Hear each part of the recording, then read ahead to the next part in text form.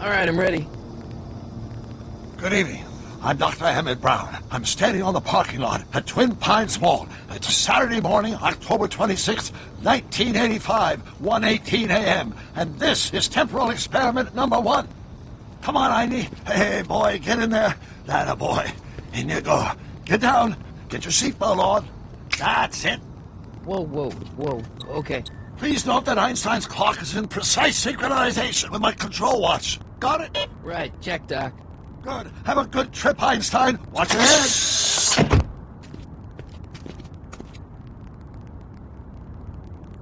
You got that thing hooked up to the car? Watch this.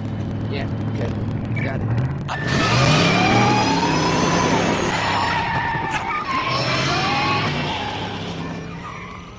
Not me. The car. The car.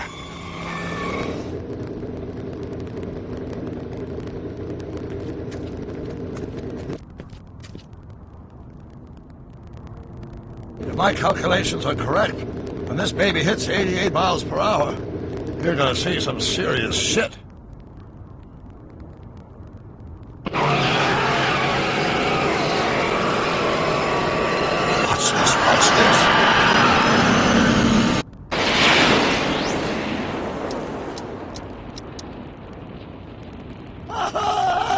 What did I tell you?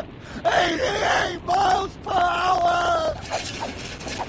The temporal displacement occurred at exactly 1:20 a.m. and 0 seconds! Jesus Christ. Jesus Christ, Doc. You disintegrated Einstein. Calm down, Marty. I didn't disintegrate anything. The molecular structure of both Einstein and the car are completely intact. Where the hell are they? The appropriate question is, when the hell are they? You see, Einstein has just become the world's first time traveler. I sent him into the future. 1 minute into the future, to be exact.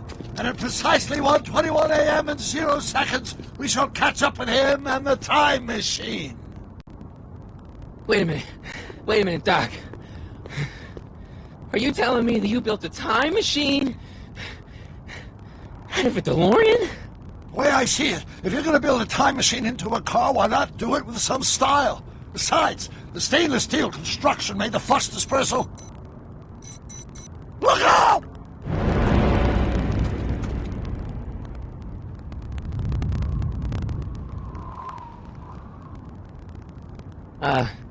Doc? Huh, that's peculiar. Where's the car, Doc? It should have caught up with us 27 seconds ago. Doc, what happened to Einstein? No need for concern. It's probably just a minor miscalibration of the time circuits. Marty, could you get my notebook? It should be in the toolbox.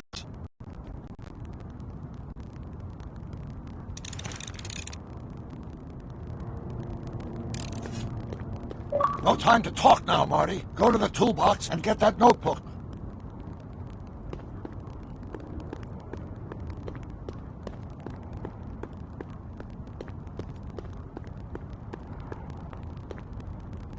What's in the box? Don't touch that!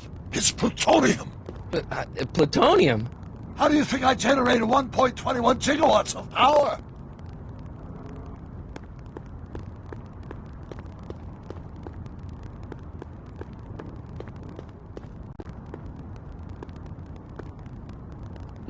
Notebook. Got it. Flux capacitor? That's it! What the heck's a flux capacitor? My latest invention. The thing that makes time travel possible.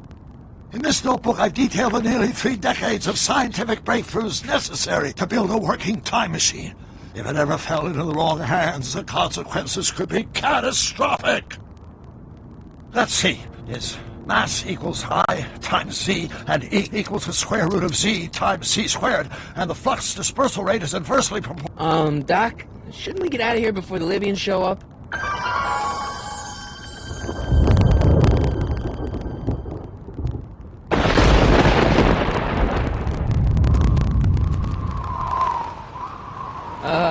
Doc?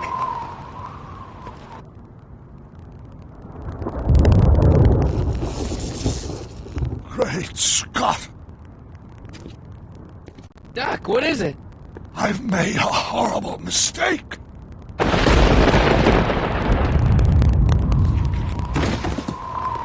Doc! Doc, no! I'm sorry, Marty. Doc, come back! Doc! Doc!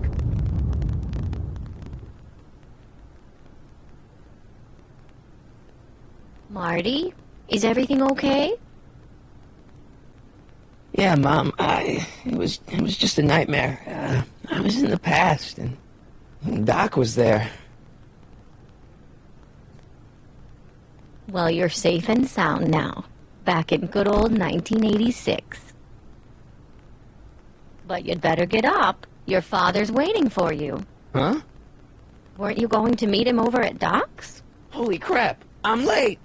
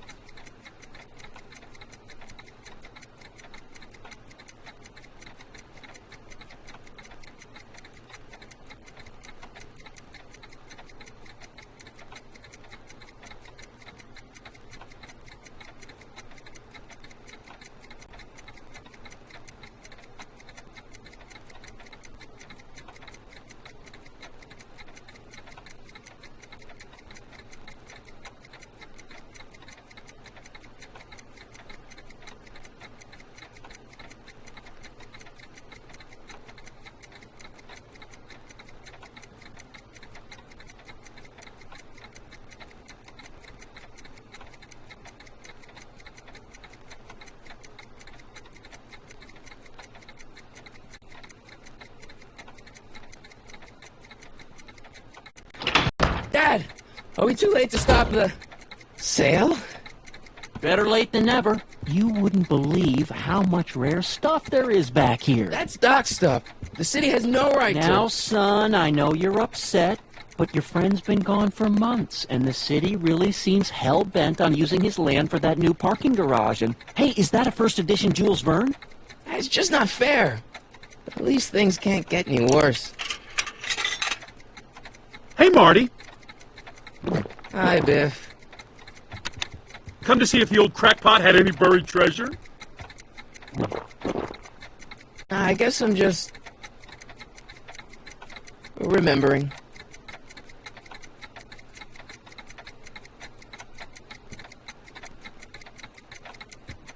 I'd better stick around. Doc might have left something important behind, and he wouldn't want it to end up at Biff's place.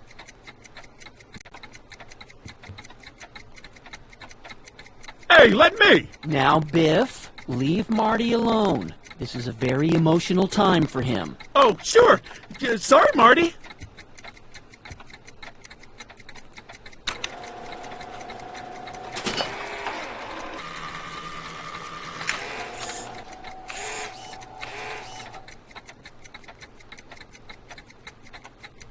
I miss Einstein.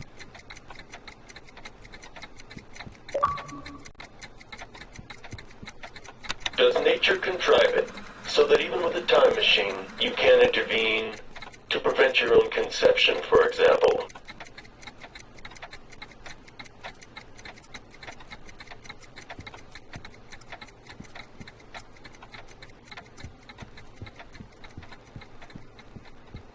It took me forever to repair this thing after I blew it out last time, and now some jerk's gonna pick it up for pennies. Let's make some noise.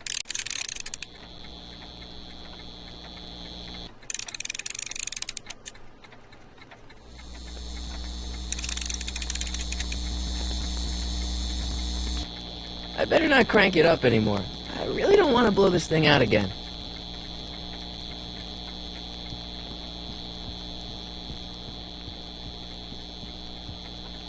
Hey, Dad.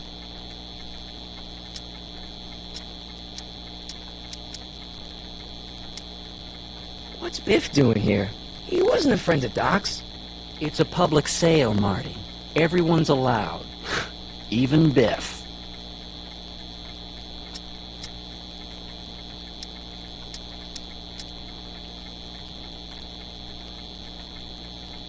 Who's running this sale anyway?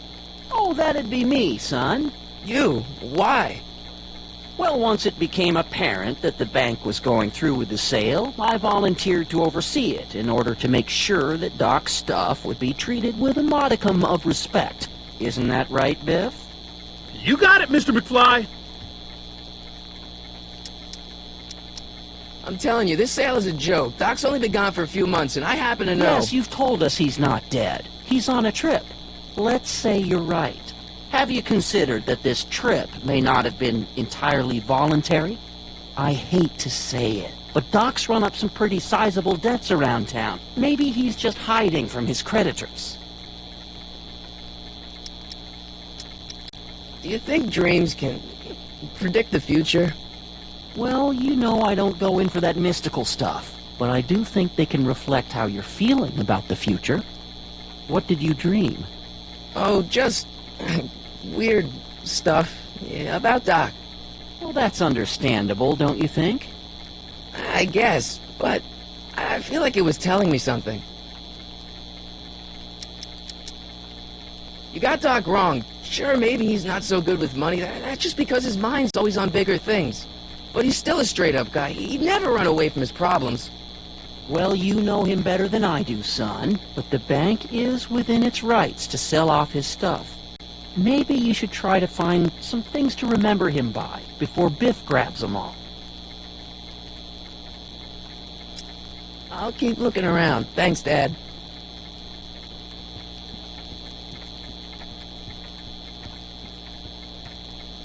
Looks like a hand-crank lightning rod, or maybe a lightning-powered pencil sharpener.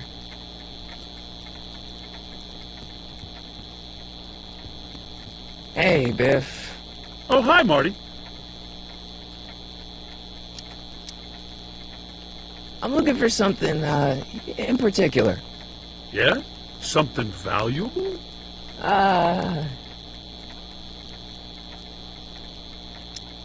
Doc's not dead, you know. He's still around.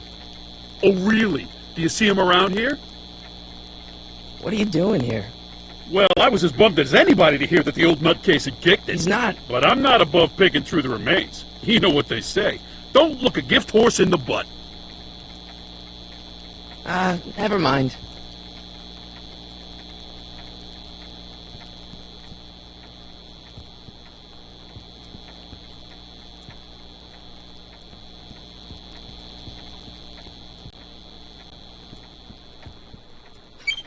Hope that wasn't poison gas or anything. I'll probably never know what this is for. Hey, let me try, Marty. Now, Biff, let Marty have his turn. You got it, Mr. McFly.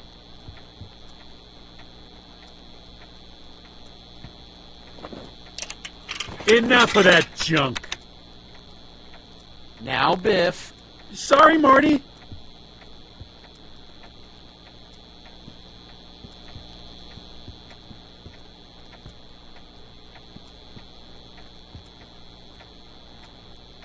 Feels like that was a lifetime ago. Actually, I guess it was.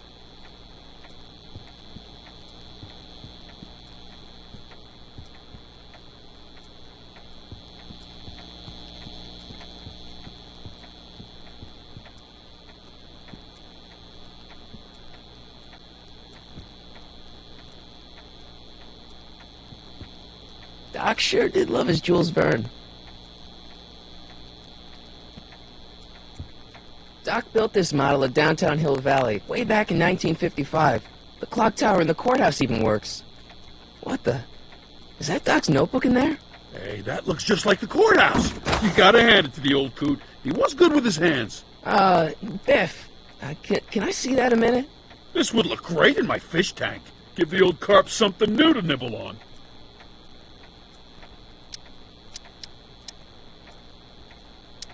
Come on, I saw it first. Yeah, I guess you're right.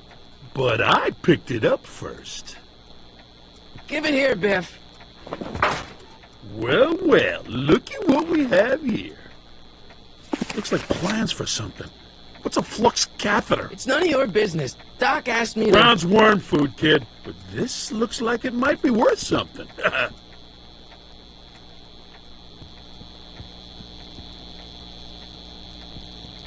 Hey, Biff.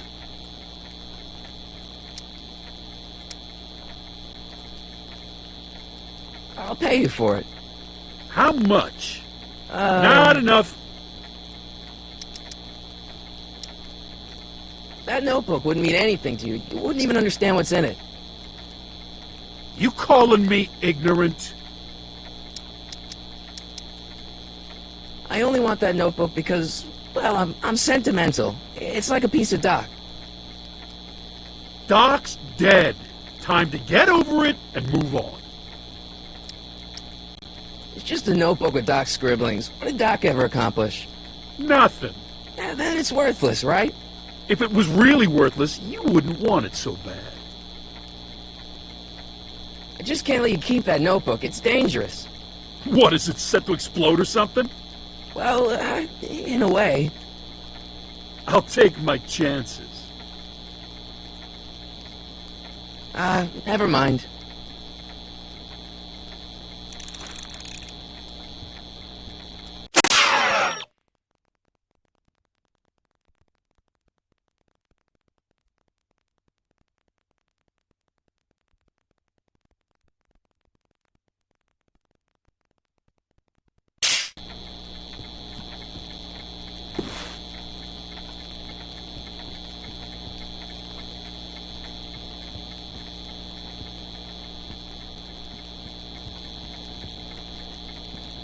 Hey, Dad.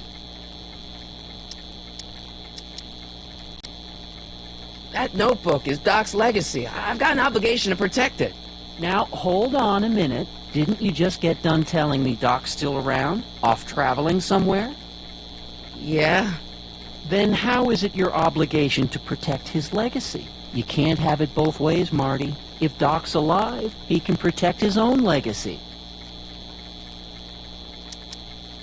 Do you think dreams can predict the future? Well, you know I don't go in for that mystical stuff, but I do think they can reflect how you're feeling about the future. I'll keep looking around. Thanks, Dad.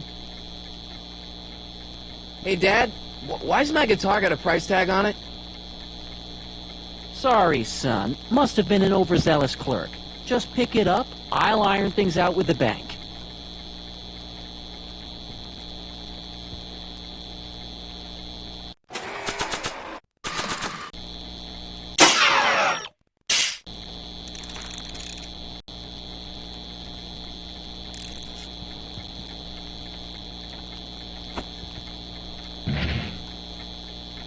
Here's an oldie, buddy goody. 1, 2, 3.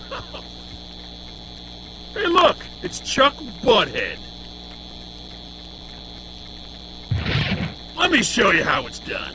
Now, Biff, I think that's Marty's guitar. Oh, gosh, you're right, Mr. McFly. Oh, here you go, Marty. Let's hear a few licks.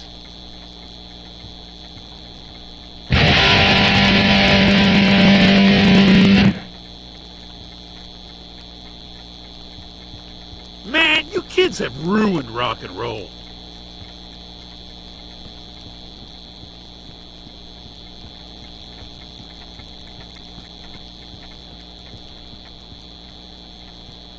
Hey, Biff. Never mind.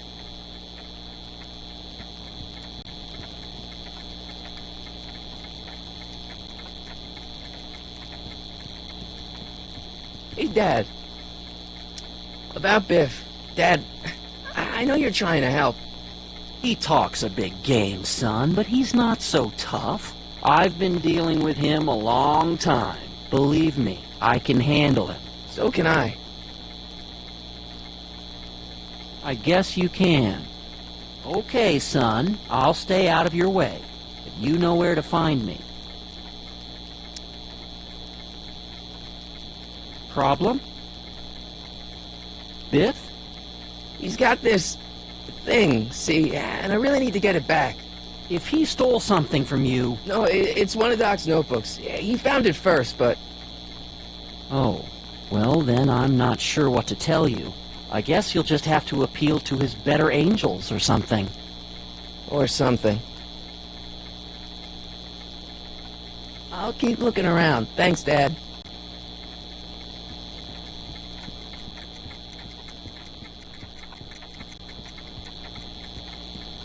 And now, something your kids are really gonna like. Thanks for warming them up for me, Butthead.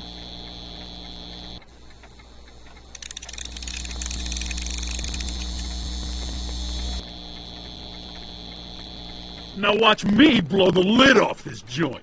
Whatever you say.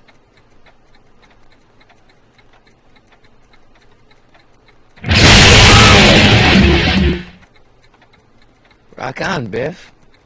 Oh, shit.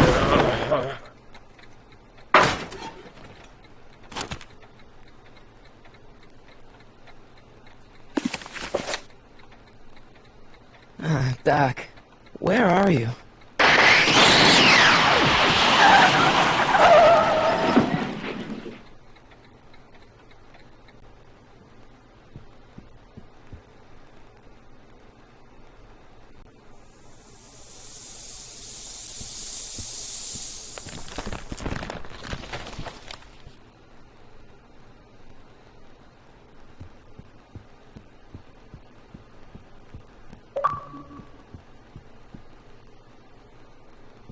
Doc?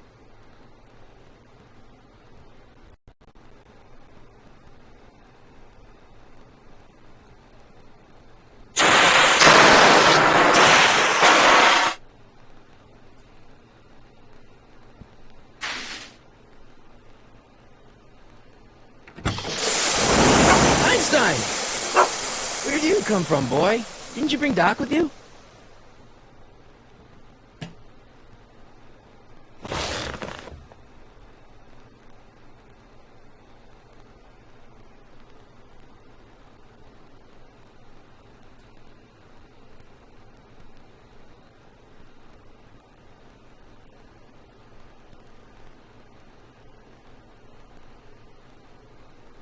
I can use those to enter a date into the time circuits.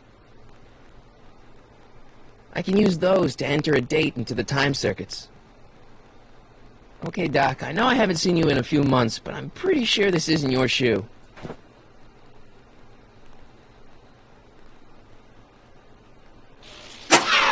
Looks like the time circuits still work.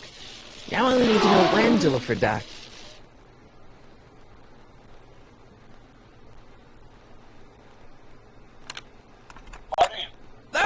Marty, if you're hearing this recording, then the DeLorean's automatic retrieval feature is a resounding success. Automatic retrieval? In case of my failure to return to the DeLorean within an allotted time, I programmed the time machine to jump to these four-dimensional coordinates without me. As you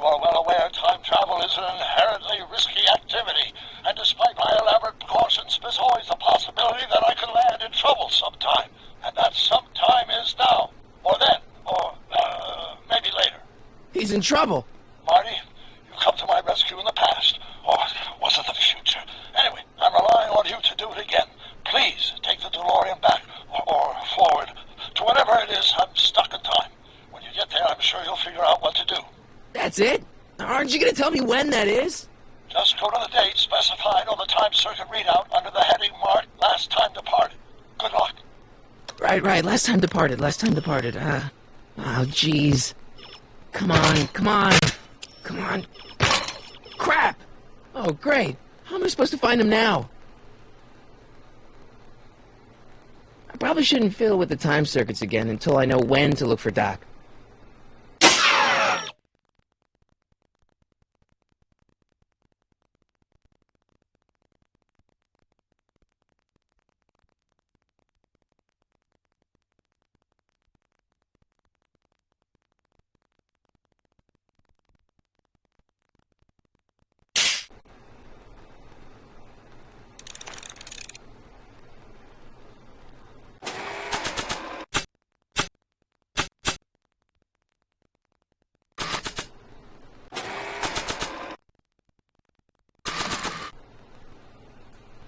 Nah.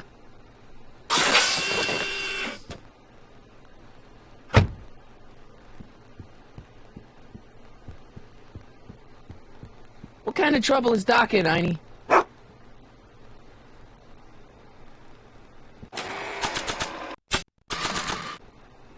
What do you know about this shoe, Einie? Great Scott! I think he's onto something.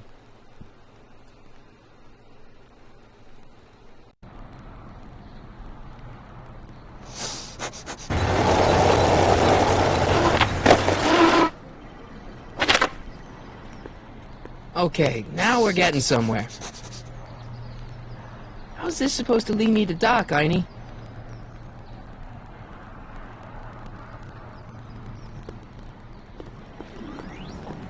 Starbase 0. I hope Jimmy's fixed the Wild Gunman machine. I guess there's time for a quick game.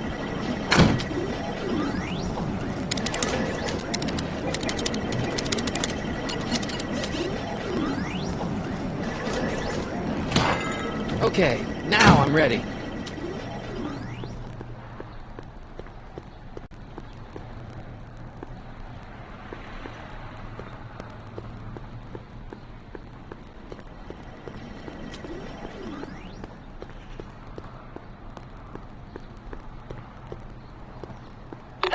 I see you sneaking into that liquor store, young man!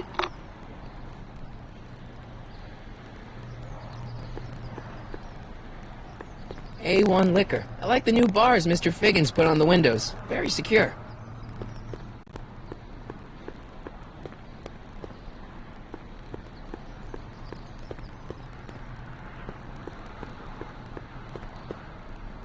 What kind of trouble is Doc in, Einie? Why couldn't Doc have invented a dog translator? What do you think, Einstein? You think I should ring the bell?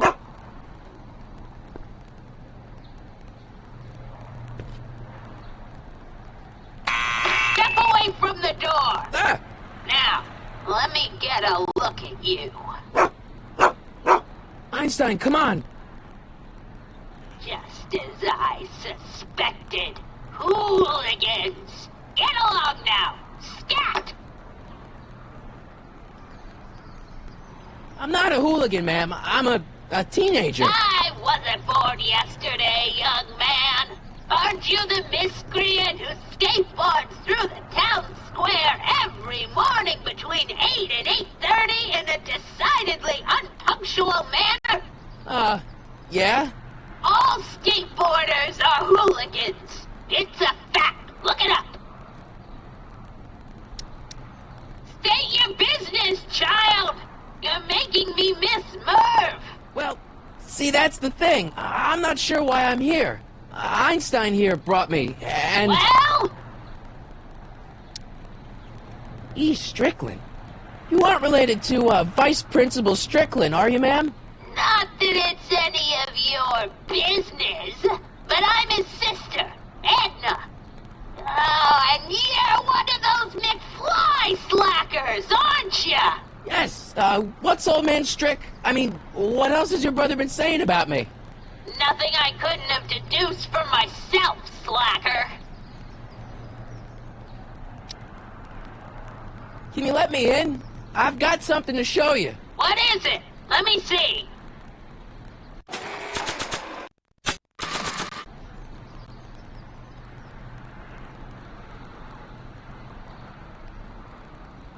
A shoe? Now what would I want with a... Huh? Stay there!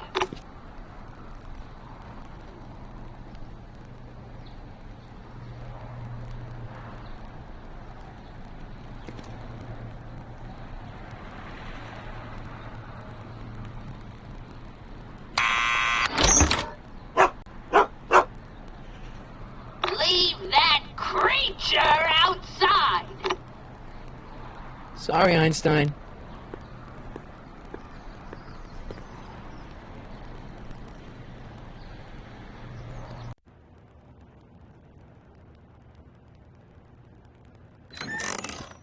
Well, took you long enough. There's a lot of stairs. To return the shoe, I mean. I lost it ages ago. You can put it down next to the other one. Much better. So neat and orderly. I suppose you'll be wanting some sort of reward now. No, All I've got is tea and candy. But... I'm sorry I called you a hooligan. I try not to jump to conclusions, but after all, 9 out of 10 people in this city are hooligans. It's a fact. Look it up.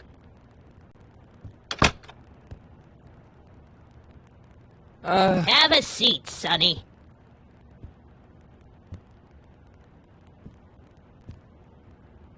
Hey! You kids!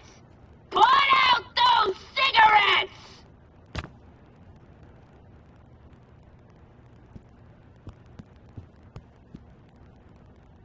Oh, I wouldn't do that if I were you. Miss Pretty Whiskers is very particular about who handles her food.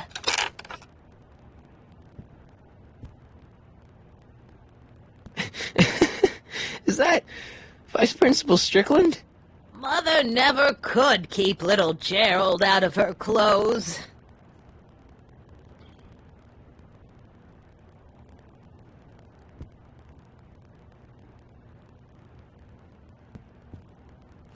Don't touch those! My newspapers are in pristine condition and meticulously organized. Not about to let some street punk get jam all over them.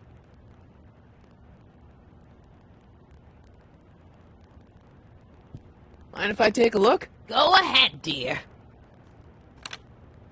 Man, these are powerful. I could see Biff going into the video store. Yeah, you wouldn't believe the filth that boy watches. Yeah, he's nothing but an out-of-control hedonist, just like his father. If there's a clue to find a doc out there, I'm not seeing it. I don't even know where to start looking. Miss Strickland? Jack! Diane! I know what you're doing behind that tree!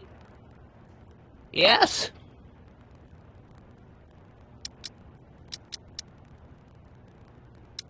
Do you remember when you lost your shoe? Shoe? That shoe over there. Oh, that shoe! Huh. Aye, what a nosy Nelly! No one likes a busybody, you know. But... Oh, fine, let me think about it. Yes, I remember. I lost it in a scuffle with a dog. Oh, when was it? Oh, yes, the day that speakeasy burned down. a speakeasy? In Hill Valley? Don't act so surprised, young man.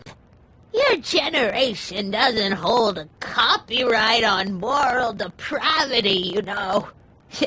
Sin has been on the prowl in Hill Valley since the day it was founded.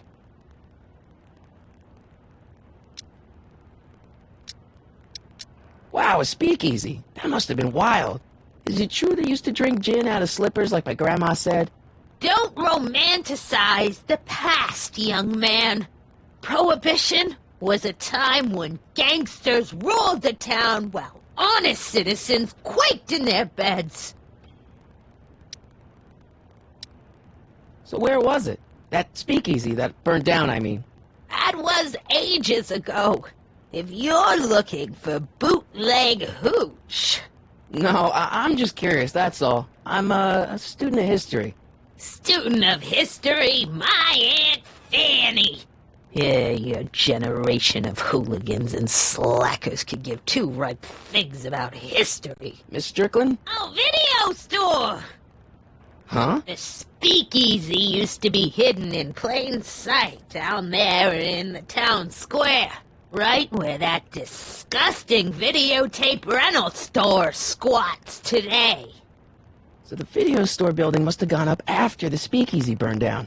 The following year, as I recall. Don't let me keep you from your business. You there! Don't even think about tossing that Kleenex on the ground!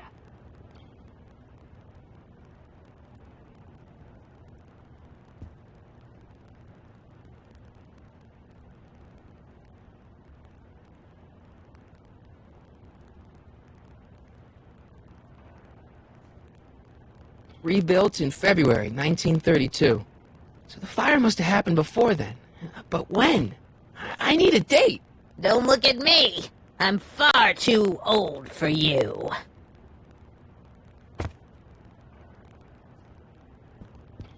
I told you not to touch those! Excuse me, Miss Strickland? Don't let me keep you from your business.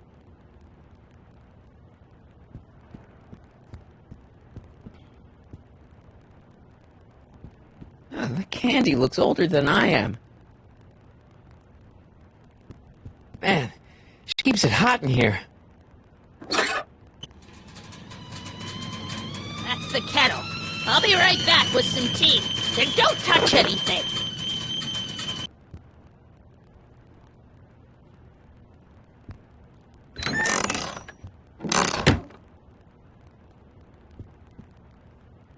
Let's see.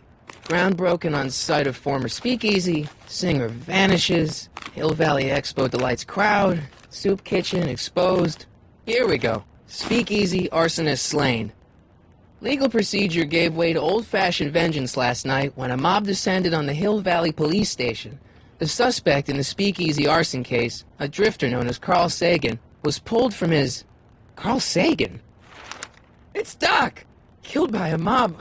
What's the date? June 14th, 1931. Jeez, I gotta rescue him. My newspapers! Sorry, Miss Strickland. Let me... No! You've gotten my history out of order! Oh, do you know how long it'll take to fix what you've done? Oh, get out! Get out! Get out! Help! Police! I'm being attacked by hooligans!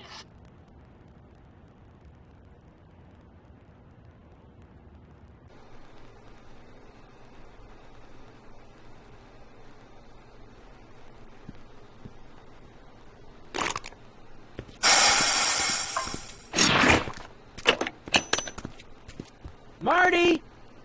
Where you been, son? And what are you doing in that getup?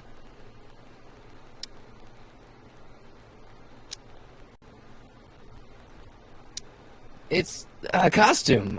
Tonight's the big Halloween party. Halloween party? In May? Never mind, you don't have to explain. I'm sure whatever it is you're up to, you know what you're doing, right? I hope so. Hey, sometimes you gotta go out on a limb for the ones you love, right? Wish my dad had understood that. You won't stay away too long. You'll barely know I was gone. You ready to go, Einstein?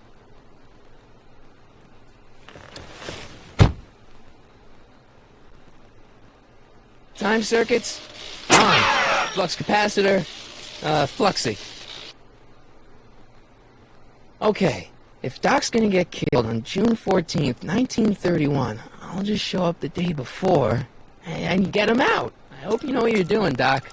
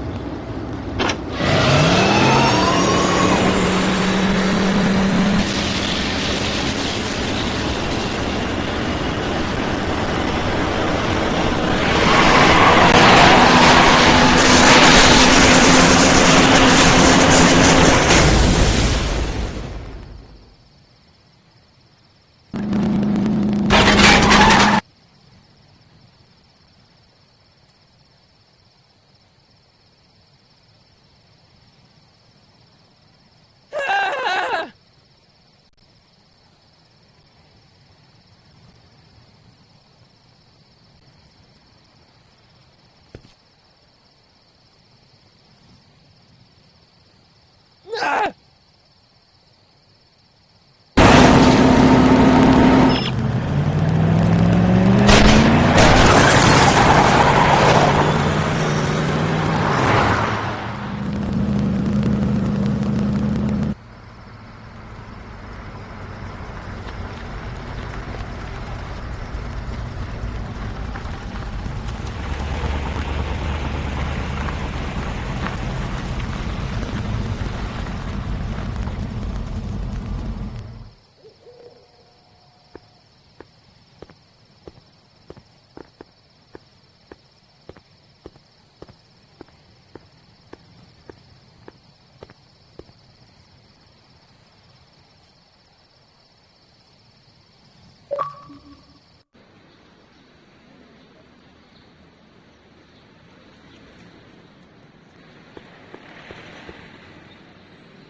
Einstein, where'd you go now, boy?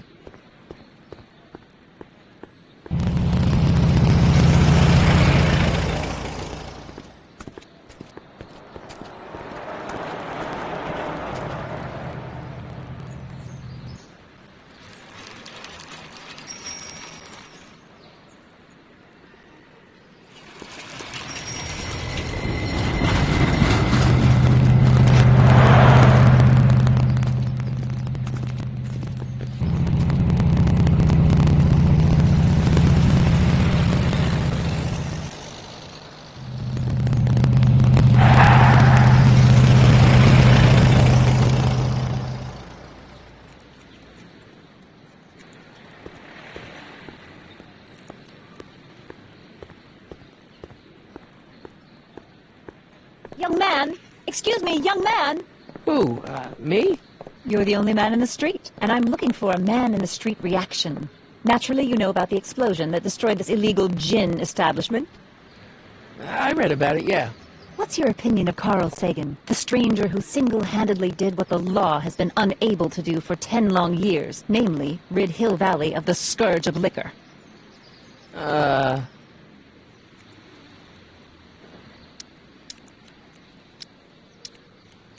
You can mark me down as a supporter. The young man said, flashing a boyish yet virile grin. Hill Valley needs more upstanding youths like yourself. Do you have a message for the vicious gangsters who still roam these streets, no doubt plotting to corrupt our citizens with another den of booze, sin, and debauchery?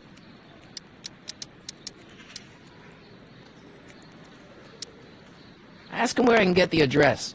Ah, I see! Because you want to blast it to smithereens just like Carl Sagan did. With public-spirited citizens like you around, the lawless element will be on the run in no time. Mr. May I get your name? Yeah, it's...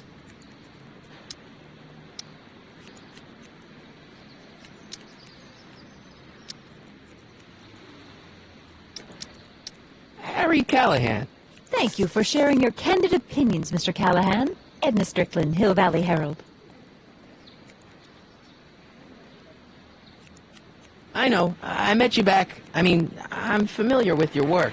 You read my column? How sweet! I know it's just an etiquette column, but I believe it'll lead to bigger and better... Oh! Einstein, no! Down, boy! Is this wretched creature yours? He assaulted me once before. What's got into you? Aggressive dogs must be kept on leash at all times. It's the law. Look it up. Doc. I gotta find Doc.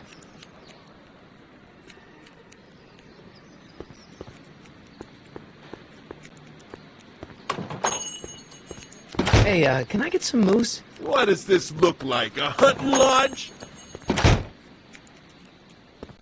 You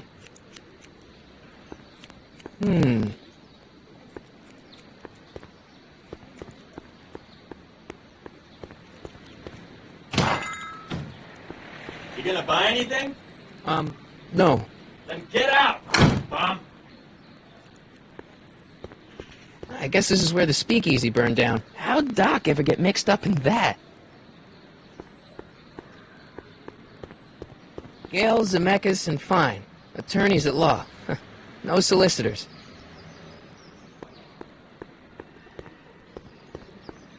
Bank of Italy?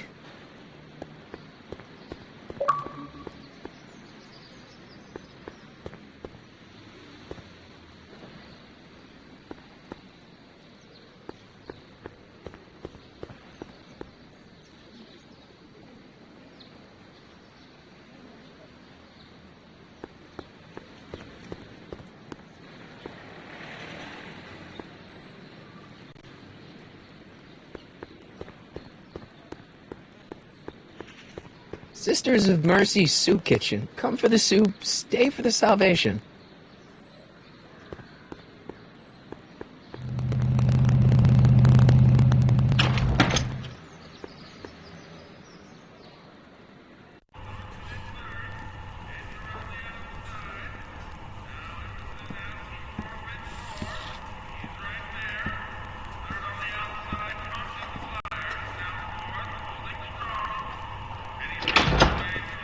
McFly! Biff? Kid! Grandpa? That's Mr. Tannen to you, Artie. What are you doing out here? Well, I was getting kind of hungry, so I figured I'd come down here for some free soup. Just thought I'd come down for some soup. Think, McFly. The DA's throwing around subpoenas like Babe Ruth. I don't think Ruth's a pitcher anymore. Shut it! If one of those subpoenas landed in the hands of my number cruncher, I'd be in a whole lot of trouble. I could even get sent up the river. You wouldn't want that, would you? Would you? No, of course not, kid. All right, that's better. What are you looking at, punk? Keep your eyes on the soup, kid. Well, Well, what? what are you still doing here? Sorry, kid. I'll just run back to the safe house. You do that. And McFly, Yes? that hat's too flashy. You better let me hold on to it. Now scram! You got it, boss. And don't come out until I give you the all clear. I swear, if even one of you mooks could add 2 + 2 without your fingers, I'd dump that wimp into the lake. Hey! Anyway, I'm off to make myself irresistible. Don't let anyone burn down the shop while I'm gone. Where is the jail in 1931 anyway? I better not talk to him. I don't want to mess up his timeline. Maybe I should go to the jail and talk to Doc before I start dialing random people in 1931.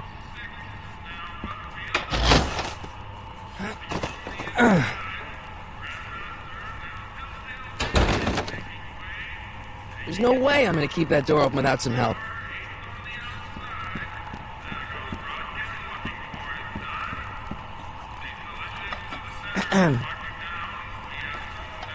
Okay. Hey, never mind.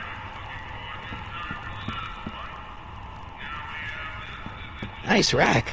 Yeah, we got all kinds of culinary enhancements back there.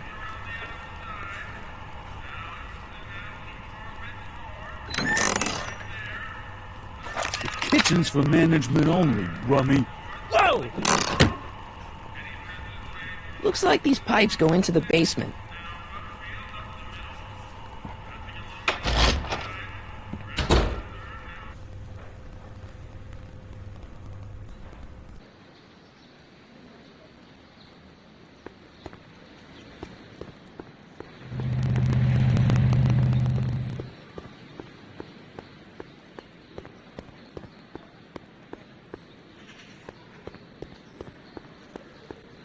Hill Valley Police Station. Cripes, this place looks old, even for 1931.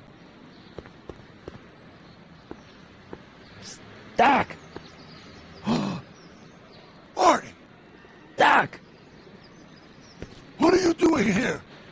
You sent for me, Doc. I did? When? May 14th, 1986. 1980? The automatic retrieval system, of course. I'd almost forgotten about that. So what's our plan for getting you out of here? Plan? We don't need a plan. We don't. Not in the slightest. The police picked me up for that speakeasy fire a couple of weeks ago, but the DA hasn't got a case. They're releasing me tomorrow morning. So basically, I traveled 50 years into the past to deliver your car? Sorry about that, but it's so wonderful to see you. We have a lot of catching up to do. Yeah, you might want to hold off on that, Doc. Great Scott! I'm going to be gunned down by gangsters on the steps of the courthouse. Why would they do that? Guess they didn't approve of my burning down their speakeasy. Very funny, Doc. Maybe now we should come up with a plan. A plan? Right. But what?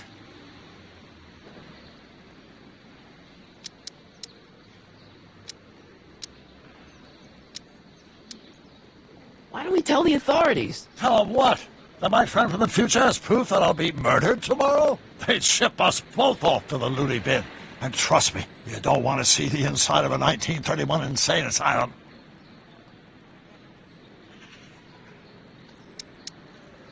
Why don't I take the DeLorean, go back in time before you were arrested, and stop you from getting caught in the first place? Don't even think about it. Without my unjust incarceration, the events that sent you into the past might never happen, resulting in a paradox of continuum-shattering proportions. Jeez, we've been back together for 5 minutes, Doc, and you're already talking about the end of the universe. I've missed that. Don't be ridiculous, Marty. I was only referring to the end of the universe as we know it.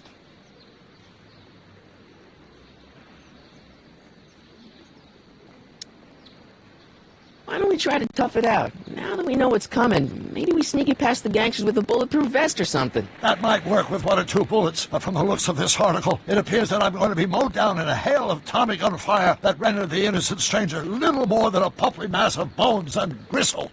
Who writes like that? According to the byline, one Edna Strickland. I should have guessed. Hey, maybe I could talk to the gangsters. Tell them they're about to shoot the wrong guy. I don't think the criminals of this era are going to be very receptive to a complete stranger telling them that their secret assassination plan is misguided, do you? Well, I suppose I could just get some dynamite and break you out of jail. No, that's far too dangerous. Not just to me, but to random innocent people in the past. The repercussions could be... That's it! What's it? My rocket-powered drill.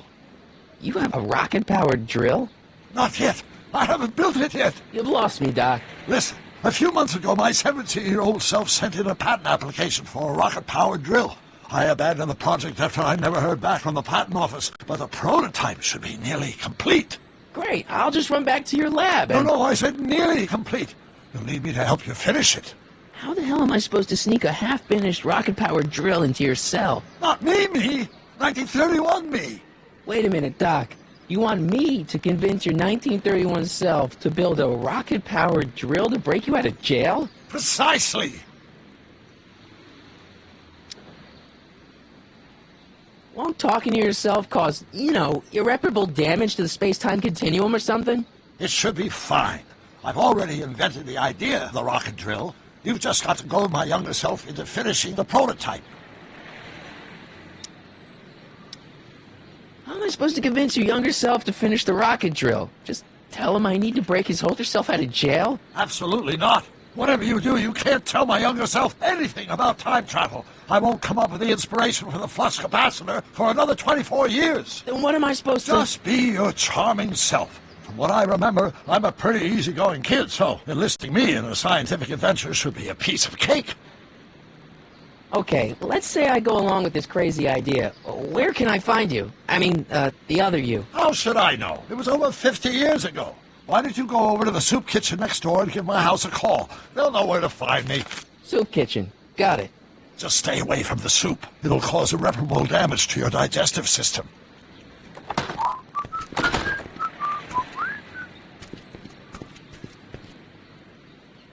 I guess I better get started. Don't worry, Doc. I'll get you out of here in no time. I'm not worried. Once you and my younger self put your heads together, you'll be unstoppable.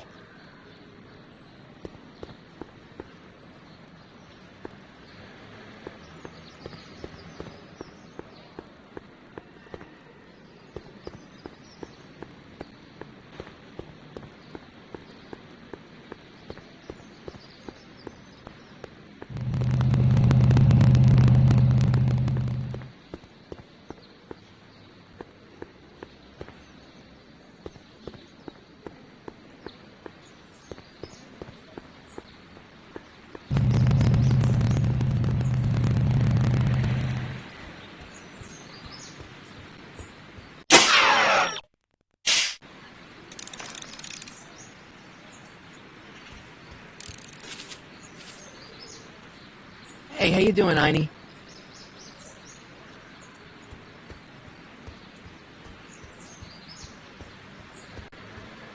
Guess I better go to that soup kitchen and call Doc's house.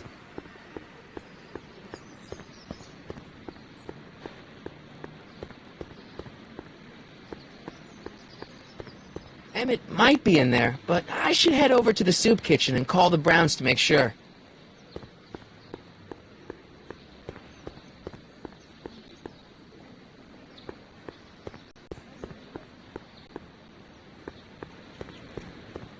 Wow, looks like they used a real shark.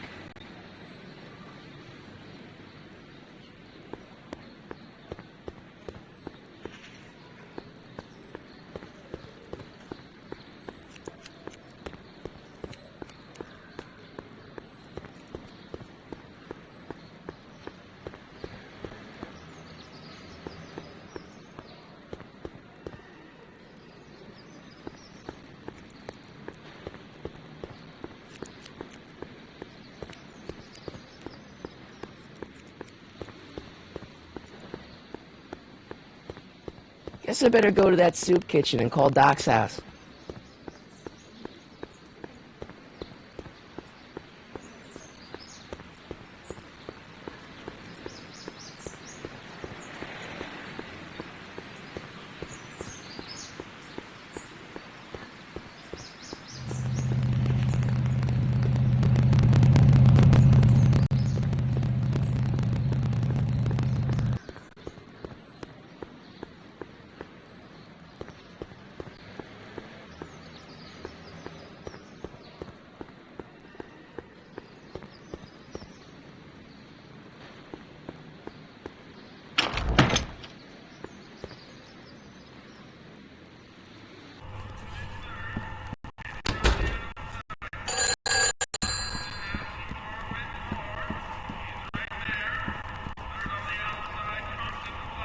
I better not talk to him. I don't want to mess up his timeline.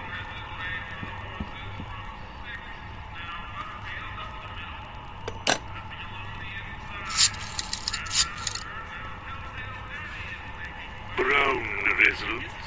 Hi. Do you know where I can find Emmett Brown? Young Master Brown is currently tending to his clerking duties at the courthouse. I say he's calling. The courthouse? Doc never told me he worked at the courthouse.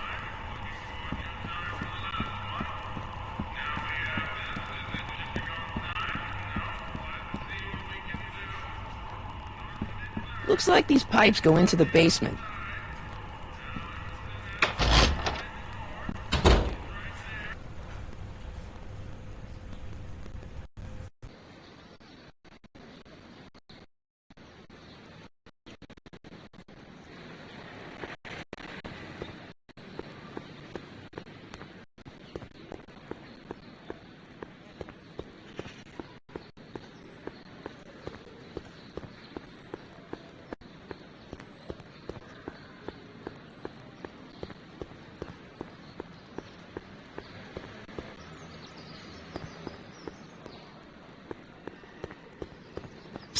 Doc!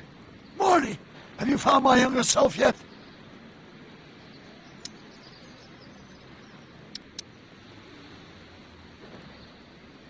I know this really isn't the right time or place, but I found your notebook. Ah, so that's where I left it. Why'd you bring it here? Because the bank's selling off all your stuff. They can't do that. That's what I keep trying to tell him. Well, you hold on to it for safekeeping. We'll deal with my financial situation in 1986 after we save me from a grisly death in 1931. What do you know about Edna Strickland? Edna? We never really socialized when I was younger. She was a few years older than me, and we traveled in different socio-economic circles. Why do you ask? She thinks you're a hero for burning down that speakeasy. She's doing a story on you. A story? Oh, yes, now I remember. Ask Edna, the etiquette column that doubled as a pro-temperance soapbox. She believed that the consumption of alcohol would inevitably lead to a complete societal breakdown. Sounds like a fun gal. You should have seen her when the hippies started showing up in the 60s. She just about lost her mind. That would explain a lot. Got any words of wisdom for talking to Edna? Just play along with her. She may seem like a harmless kook, but she's got a journalist's nose for news.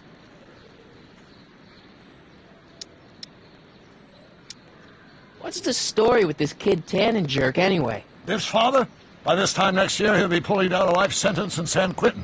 There was even a song about it. Wait, if Biff will be born in 1938, and Kid will be in prison... As I recall, he escaped from prison in 1937 for about 3 hours. That's a busy 3 hours. No kidding. Guess who I bumped into at the soup kitchen? My grandfather. No! Don't worry, I didn't talk to him or change his future or anything. Good. I wish I could, though. This era's Tannen is treating him like dirt. Don't worry. If history plays out as it's supposed to, he'll soon be out from under Kit Tannen's thumb and free to live out his life as a humble accountant with your grandma. What was her name again? Sylvia. Right, Sylvia.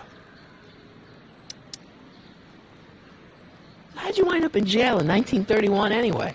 During my trip to the past, I decided to look into one of Hill Valley's unsolved mysteries. The fire at the speakeasy. Exactly. I thought I was safely hidden across the street. But when the fire started, there was a tremendous explosion, and I was knocked unconscious by a stray brick. When I woke up, I was here in jail, charged with arson. That's horrible. I know. Worse yet, I still don't know who started the fire. Where have you been all this time? I missed you. I've missed you too, Marty. But I thought it was important to let you live your own life for a while, free from the insanity of time travel. I gotta admit, it was nice to not have my family history blowing up in my face for a few months. Besides, I've been busy raising my own unpredictable teenagers. So how are Clara and the kids? They're fine, fine.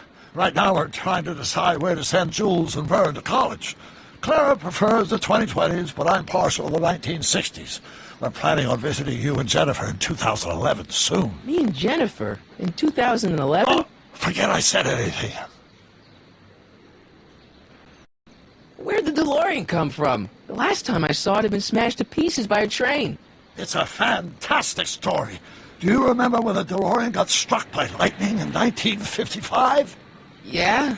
Unbeknownst to either of us, the lightning produced a temporal duplicate of the time machine, one that was tossed 70 years into the future.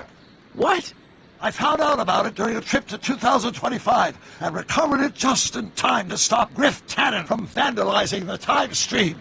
Heavy. So that DeLorean... It's for all intents and purposes the exact same machine as the original. Plus or minus little bells and whistles I've added over the years, of course. So, what were you doing in 1931 anyway? Oh, nothing terribly exciting. Indulging in a little personal nostalgia, picking up a few rare out-of-print books to surprise Clara on her birthday, solving a historical mystery or two. The usual. Usual? You lead a pretty unusual life, Doc. It's an unusual universe, Marty.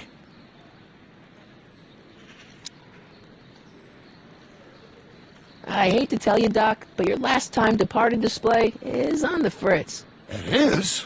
So how did you find me? I found one of Edna Strickland's shoes in the DeLorean. How did one of her shoes get in the DeLorean? Einstein took it from her. He did?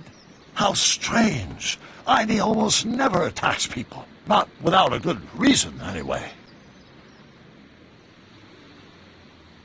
So, according to the British guy on the phone, you're working at the courthouse. Of course. In the summer of 31, my father made me work as a junior clerk. That doesn't sound like any fun. I hated every minute of it. My father was, strict. In any event, you should head over to the courthouse right away and introduce yourself to me. What does a law clerk do anyway? Horrible paper shuffling task, but that's not important. Get yourself to the courthouse and find me.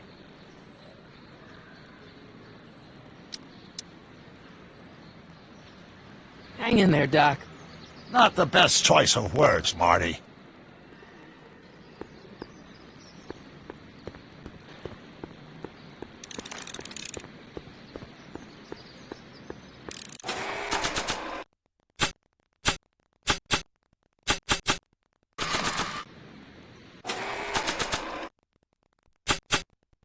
I love my dad and grandpa, but I'm kind of happy I get my looks from Mom. Nothing's changed.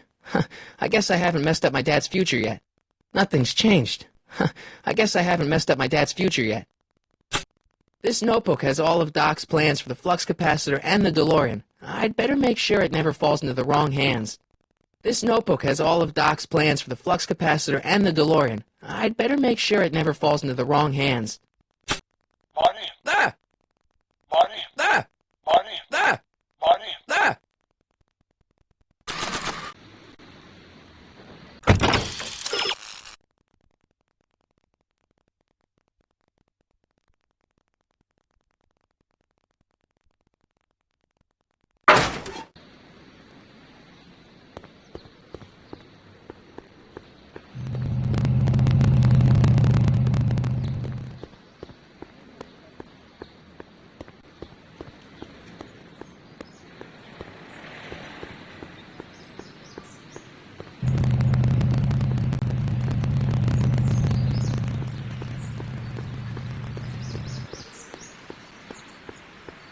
Young Doc's in the courthouse. I hope I'll be able to recognize him.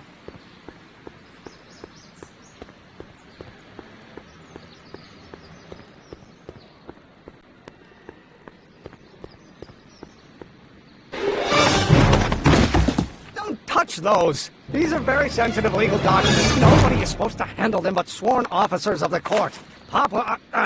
Judge Brown says so. Judge Brown? Doc. Nice to meet you. I'm, Harry Callahan. Emmett Brown. But I am a law clerk, not a doctor. Now please get out of my way. I have important business to transact. Naturally, H2 of A multiplied by the inversion of A has to come out less than expectation value of A, right? What am I missing here? Or do we take H to stand? Listen, Emmett, you don't know me, but I'm your friend. I'm not big on friends. They get in the way of work. See, I'm sort of in the science business myself. That's why I sought you out. Not that I care in the least, because science is the furthest thing from my own area of interest, which is law, but I don't believe you. It's true. I'm a scientist. So tell me something, Mr. Scientist, from your vast storehouse of scientific knowledge. The leg bone's connected to the thigh bone? Amazing. What's this important business you're up to? It's a legal matter, very complicated, very abstruse. I need to obtain 5 sets of initials on every copy of this writ of indemnification before before Judge Brown can even think of granting a waiver to the party in the first part. You have no idea what it's about, do you? That's how important it is.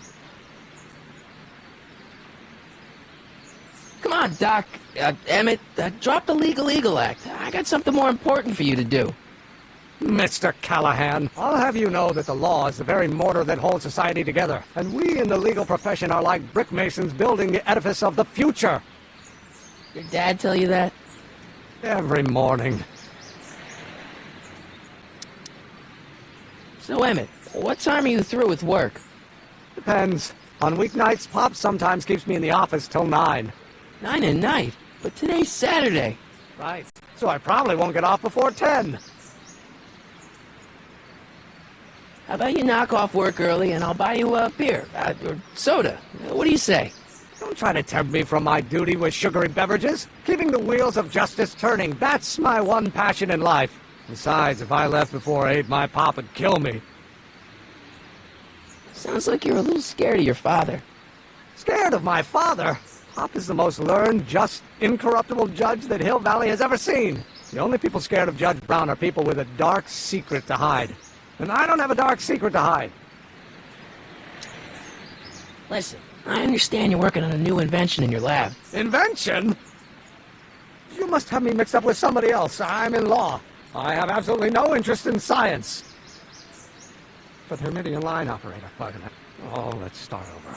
Force equals mass times acceleration of course. Come on, wait up a minute. You again? Can't you see I'm busy?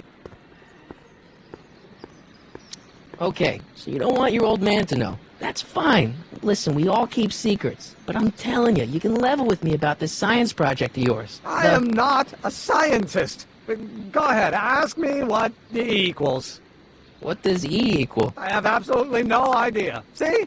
I don't know where you got your information from about me, mister, but you're wrong. That's Newton. Will you just give me a chance? Harassment's a federal crime, Mr. Callahan. Come on, you can trust me, Doc. Emmett, it's your future I'm looking out for, in more ways than one. What are you talking about? I'm talking about you and science. Oh, that word again! If you insinuate I'm a scientist once more, I'll sue you for defamation of character! Will you just give me a chance? Harassment's a federal crime, Mr. Callahan. Emmett, about your... Don't say it.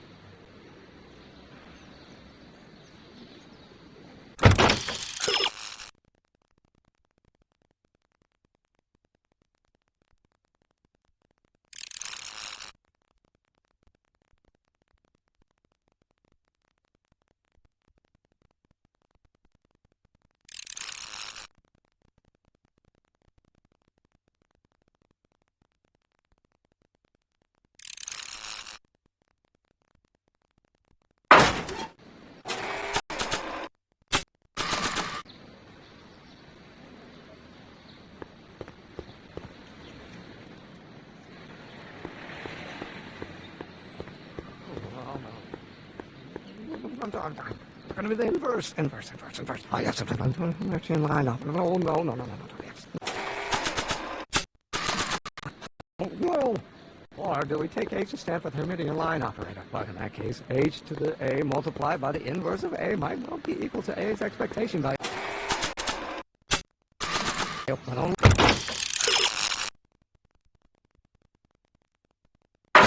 Only if the coefficient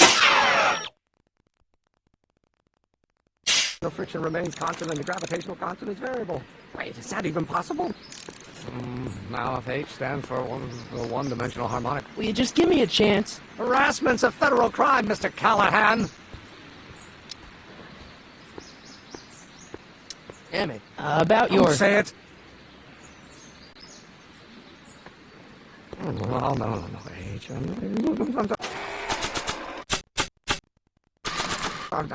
I'm going to be the inverse. Inverse. Oh, yes, I'm actually in line up. No. It's not possible. No.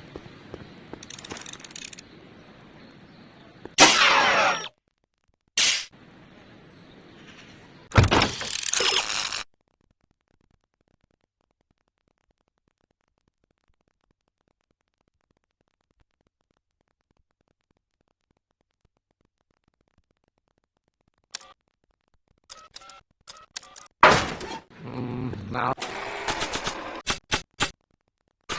if H stands for one... Will you just give me a chance? Harassment's a federal crime, Mr. Callahan. Sounds like you're a little scared of your father. Scared of my father? Pop is the most learned, just, incorruptible judge that Hill Valley has ever seen. The only people scared of Judge Brown are people with a dark secret to hide. And I don't have a dark secret to hide. Emmett, about your... Don't say it. The one-dimensional...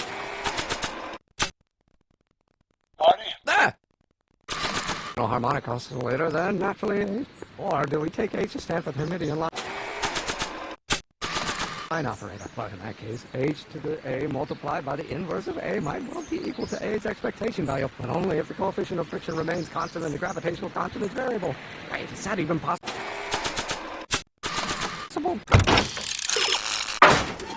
Oh, let's start over.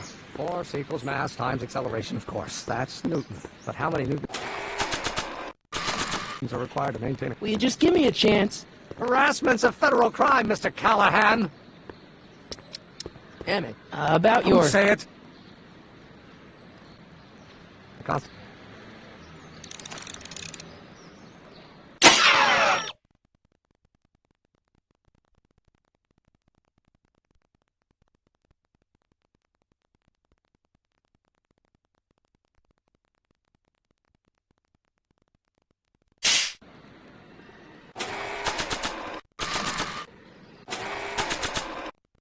Brown Estate, Klondike 51038.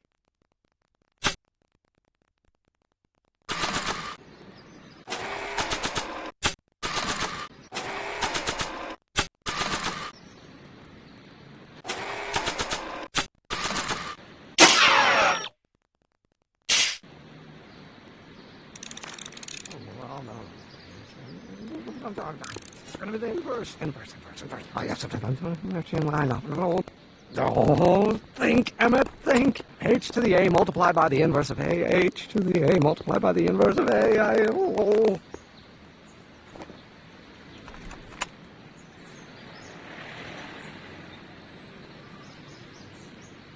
Or do we take h to stand for...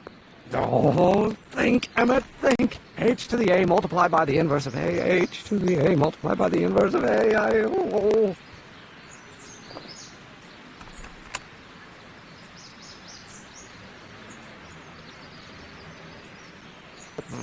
Now if h stands for one-dimensional harmonic.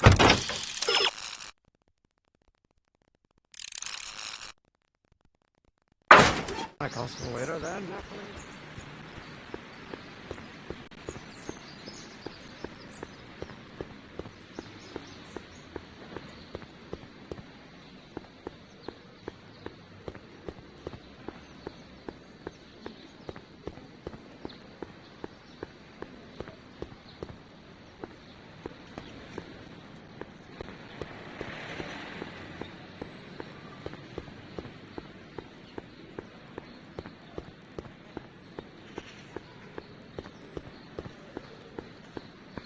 Doc will flip when he hears his own voice.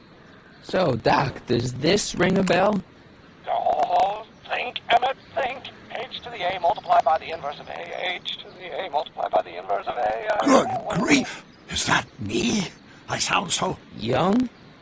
I was going to say intense. I forgot how wound up I used to get. Yeah, but what are you muttering about? Oh, that's easy. It's Ivanov's conundrum. Just tell my younger self that H equals the Hamiltonian operator. Won't giving him the answer mess up the time stream? Only if it turns out that reality is actually nothing more than a holographic illusion created by the interplay of subatomic particles on a vast two-dimensional membrane. So... It'll be fine.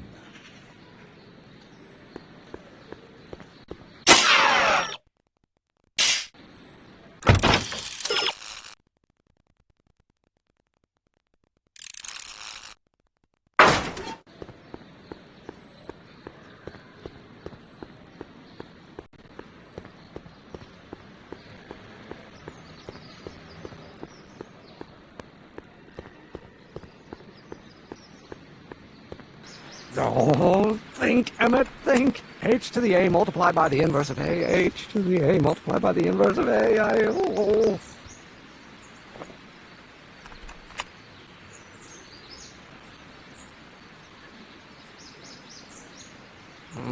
Now if H stands... Will you just give me a chance? Harassment's a federal crime, Mr. Callahan. Maybe H equals the Hamiltonian operator. What did you just say? I said maybe H equals the... Hamiltonian operator? Yeah. Great Scott! If H is the Hamiltonian, then H to the A multiplied by the inverse of H can only be the same as the expectation value for A. That's it! That's the solution to Ivanov's conundrum, the problem I've been wrestling with in my head all week! I'm sure you would have figured it out by yourself in a day or two. The way you figured out how to build that rocket-powered drill. Where did you learn so much about science?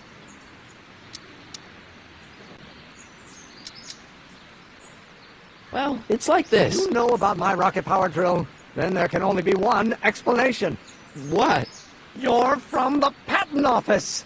I confess I didn't quite know what to expect when I sent the paperwork, but I never expected this. Welcome! I'm at your service. What can I do for you?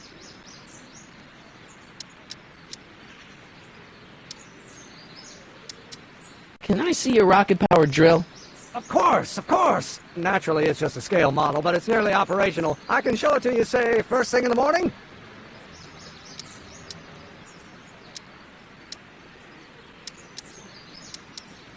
Nah, that's no good. I need to see a full-size model. That's fully operational. Tonight. Otherwise, we'll have to award the patent to a competing inventor, Dr. McCoy. It can't be done! I mean, it might be possible to construct a full-size working model in that time frame, but I haven't got the main ingredient for the fuel. I'll get it for you. What is it? 190 proof grain alcohol. And you know how difficult it is to get a hold of alcohol these days. Especially now that someone's blown up the speakeasy.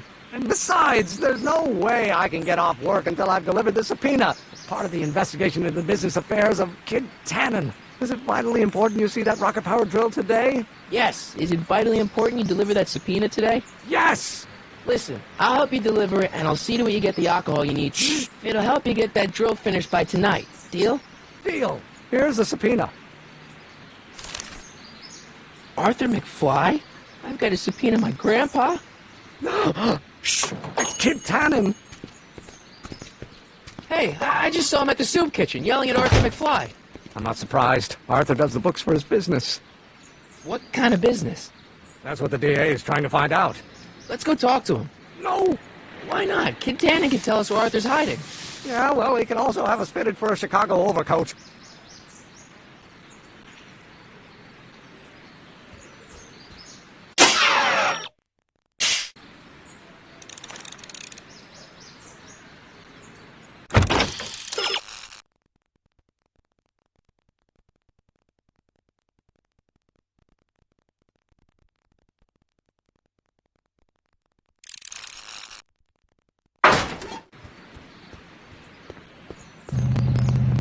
Hey, Miss Strickland. Oh, hello, Mr. Callahan. Try not to draw any undue attention my way. I'm on the trail of a hot new scoop, as we in the newspaper business say.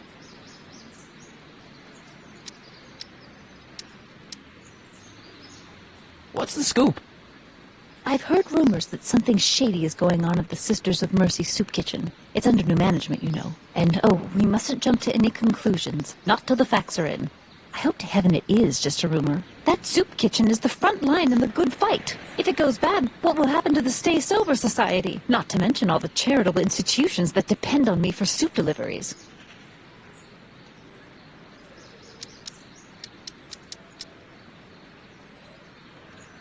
You make hot soup deliveries?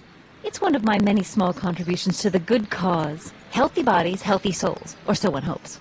I pick up barrels of hot soup at the kitchen, and I deliver them hither and thither. Hill Valley Orphanage, the St. Francis Xavier Ranch for Unwanted Children, Foggy Mountain Home for the Incurably Insane, Shady Acres Rest Home. Oh, I can barely keep track of them all. It's a very big job.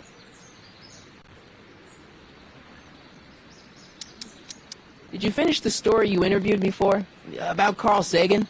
Yes, but those pig-headed editors at the paper rejected it. They said my story was slanted, and that I was glorifying a suspected arsonist. As if their stories aren't always glorifying the criminal vermin that run this town. This whole thing makes me so mad I could spit.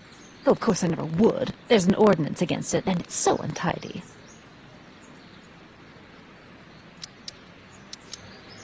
Hey, I can help you deliver soup. I donate a lot of time to charities. Oh? Which ones? The, Mario Brothers. Ah, yes. The Italians do so many good works. If you'll just fix it so I can pick up the barrels of soup. Now hold your horses, let's not get overeager. I drive the soup cycle in this town, and I'm not about to turn it over to an upstart. But if you're well connected with the local charitable institutions... Yeah? You can let me know when they're running low on soup. As a matter of fact, I do know a local charity that's running low on soup. Oh? Who?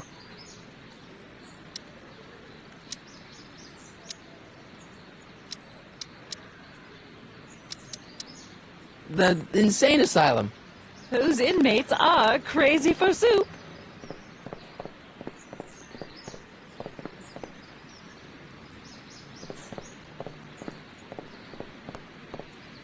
All right, Edna, just think of all those poor unfortunates and hold your nose.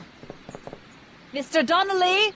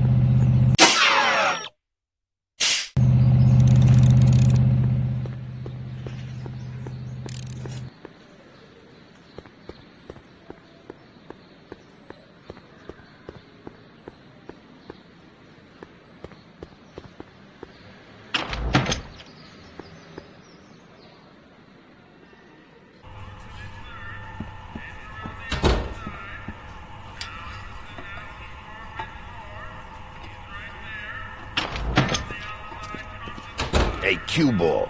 What? The truck just arrived with a fresh shipment of, soup. Soup? Well, this is the regular soup, and this is the special soup. Right. Special.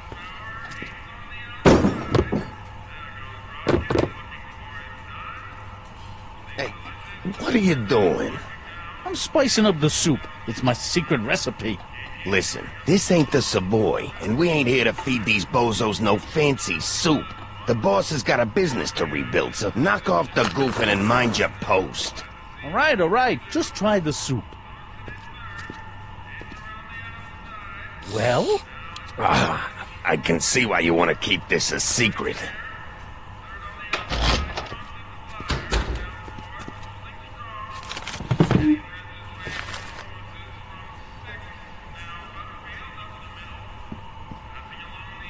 Excuse me. You talking to me?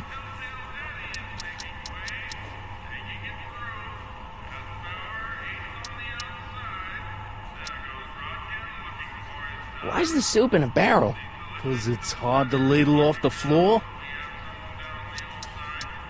What's a tough guy like Kid Tannen doing running a soup kitchen? Mr. Tannen purchased the soup kitchen from the Sisters of Mercy in an effort to repair his reputation as a respectable community figure after his fine name was besmirched by the malignant and malicious the actions of the misguided vandals that done burned down his place of business. His speakeasy. I cannot confirm nor deny any claims of so-called illegal bootlegging at the Just eat your damn soup, pipsqueak. So this place used to be a soup kitchen. What do you mean used to be?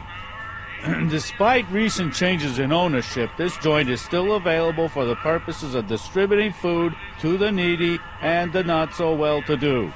And no other purposes whatsoever. Right. Can I have a bowl of soup? You're a soup kitchen. What do you think?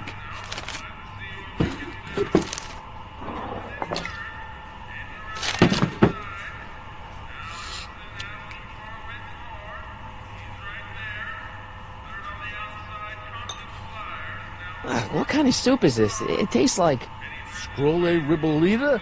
I was gonna say week-old cabbage. Everyone's a critic. Look, all I got to work with is this 2-bit soup in a barrel and spice rack that restocked since the Coolidge administration. What do you think I should do to perk this slop up? Let's see. Have you tried...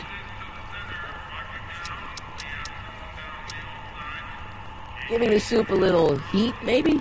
Why, is it getting cold? No, I mean, like chili powder. Muy caliente. Oh, bit of a tough guy, huh? Actually, I like it spicy too, but it's gotta be edible for the common folks. Come on, a little dash isn't gonna kill anyone. Ah, heck. You got moxie, kid. Let's spice it up a bit, shall we?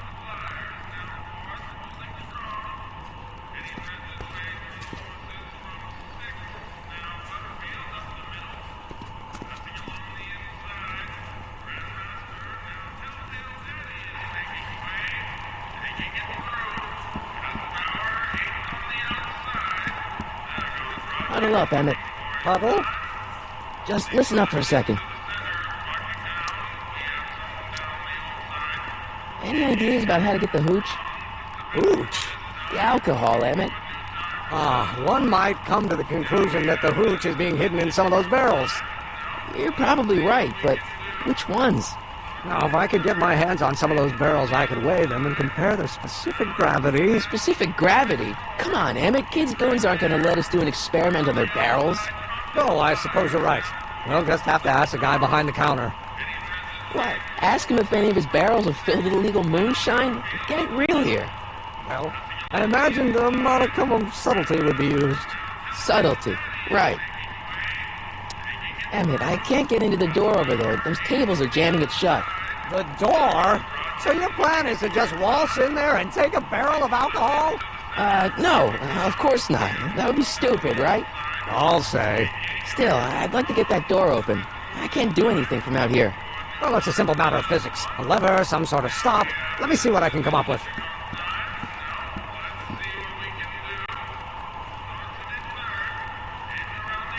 Eli thought she was drunk and said to her, "How long will you keep on getting drunk? Get rid of your wine." Eli should mind his own business.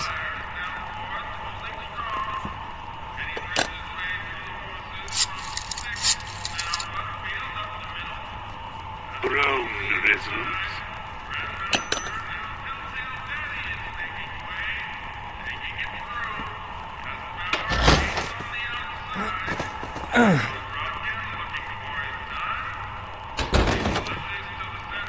There's no way I'm going to keep that door open without some help.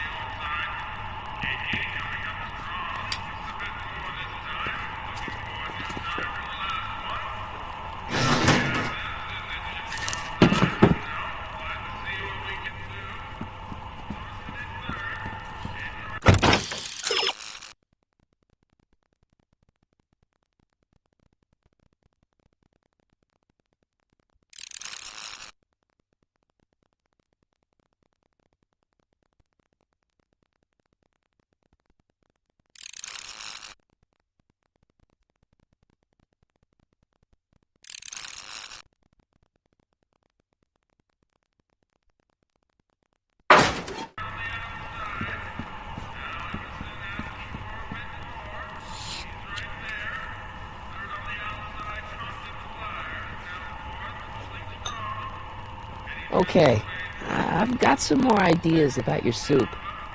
Do tell. Let's see. Have you tried... paprika? Paprika? I just think you could use a little color. Color?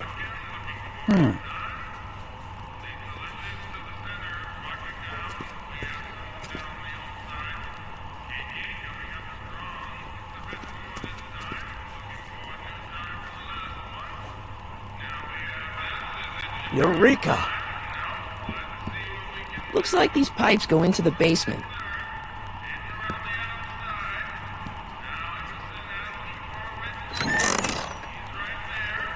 The kitchen's for management only, rummy. Whoa!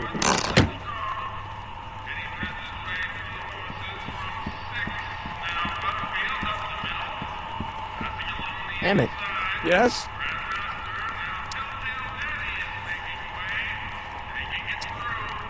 Oh, that's interesting. Just a little mechanical ingenuity. In the end, the door is open. Yeah, good job. We'll score that hooch somehow. I'll keep cogitating.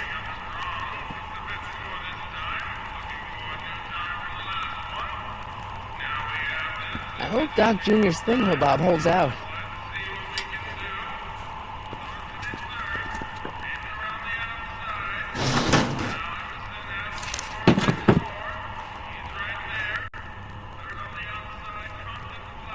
Pretty neat, Doc.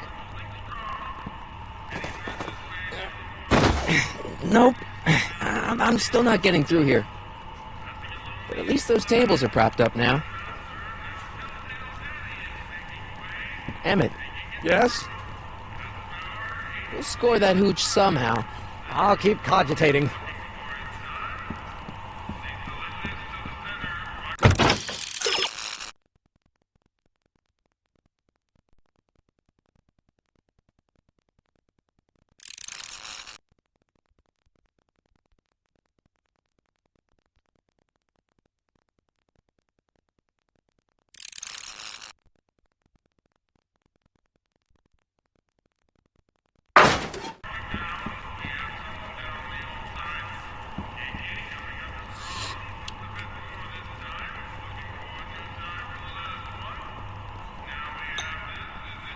I still think the soup needs more flavor.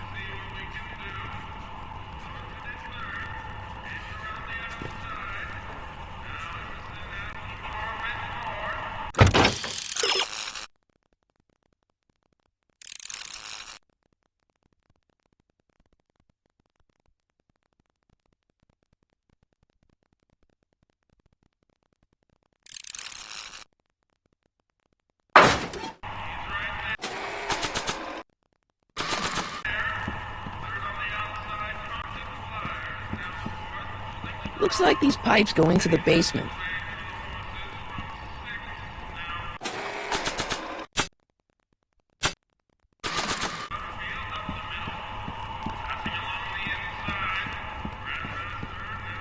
Looks like these pipes go into the basement.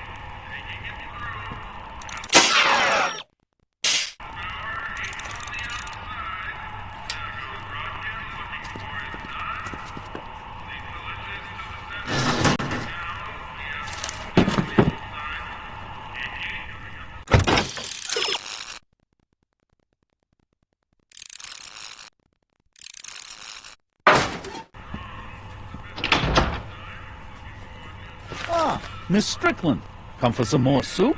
Come now, Mr. Donnelly. You know I wouldn't set one foot in this mockery of all that is good and decent if the poor of Hill Valley weren't so dependent on Mr. Tennant's overblown show of generosity. Was that a yes? Just give me the soup before I gag on the hypocrisy.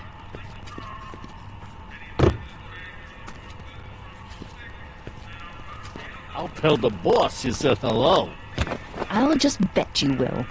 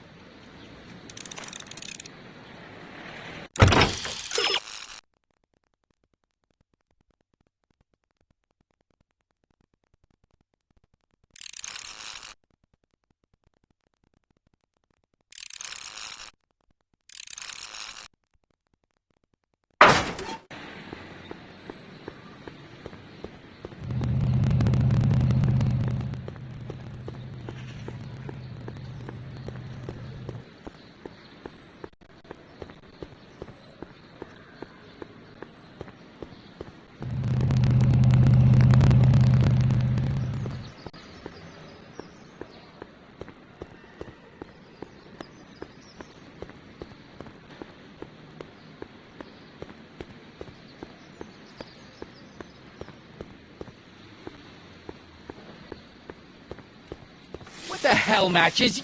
You got kiwi all over my socks! Sorry, boss. Get out of here! How about you? Huh? I'm sitting at a shoe shine booth. You walk up. Either you're here to shine my shoes, or you got a death wish. Which is it?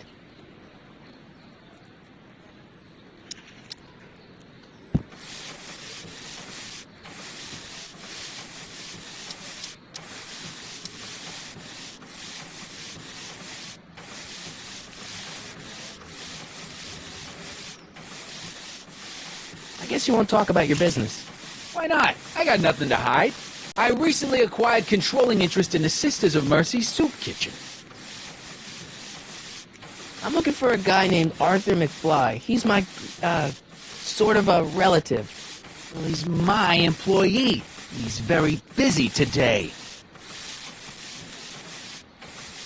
Since you're Arthur's boss, you know where he is, right? He's at the, office. Where's the office? I forget.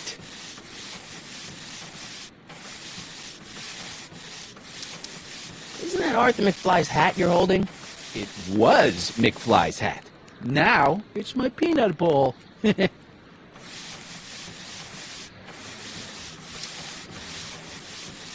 I have some peanuts? Why not? I'm a magnanimous kind of guy. Go ahead, knock yourself out.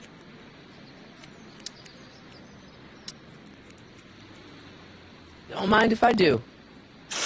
All right, break time's over. Back to work.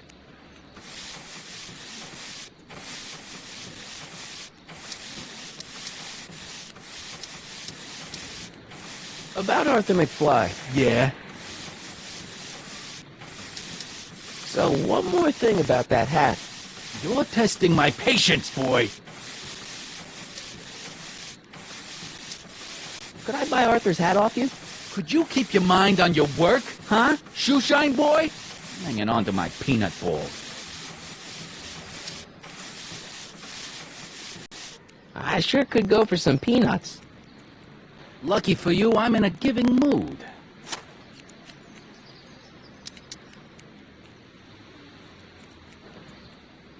Hey, kid! Yeah? What the hell is that? Hey! What did you do? Oh!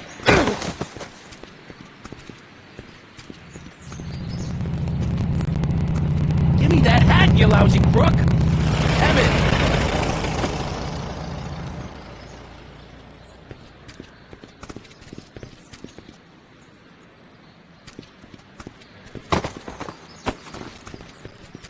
Emmett!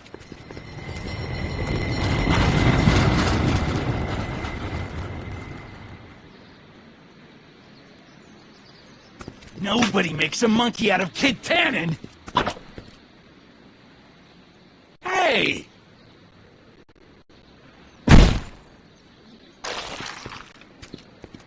Ow! Fix me up!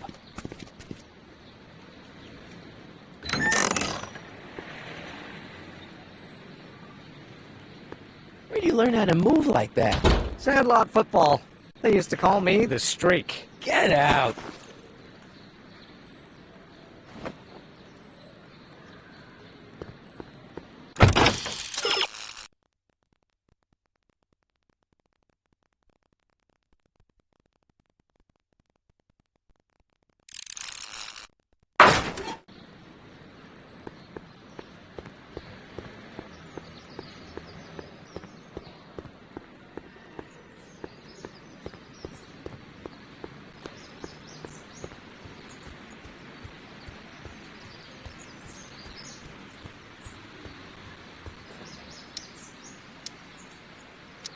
You have to deliver a lot of subpoenas?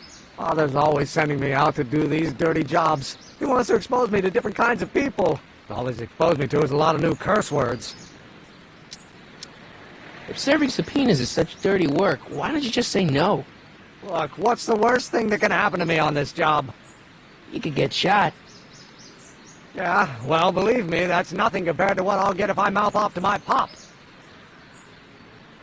Any idea where we could find Artie? Not a jot. If only we had a way of tracking him.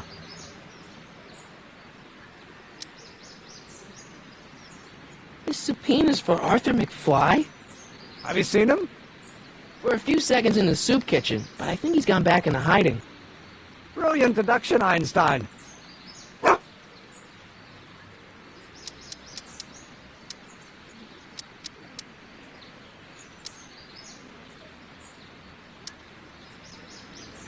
How about Kid Tannen? What do we know about him? He's loud, he's obnoxious, he's not very bright, and he doesn't like anybody getting in his way. Yep, That's a Tannen, all right. This might be a stupid question, but couldn't you have designed your rocket-powered drill to run on fuel that, isn't illegal? Illegal? What does law have to do with science? Science has its own laws. You of all people should know that. Some of us down at the patent office are wondering, what made you think of a rocket-powered drill? Ah, that'd be Journey to the Center of the Earth by Jules Verne. It was a revelation. Yeah, that's kind of what we figured.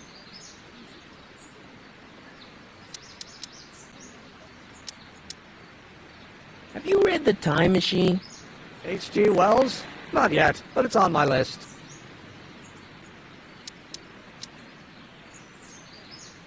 But couldn't you tweak your engine design a little so it runs on something else? Like what? I don't know. Gas, maybe? Gasoline? Pfft, yesterday's news. You'll see. By 1940, automobiles will all run on pure alcohol. We'll get that subpoena delivered. My name isn't... Harry Callahan! Yeah.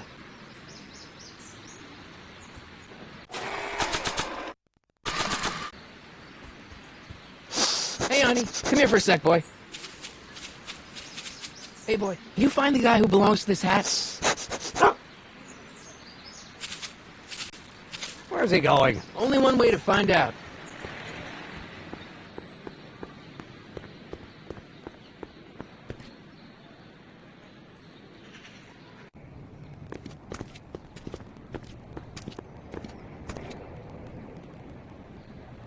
Huh. Deja vu. Need any help? Never mind.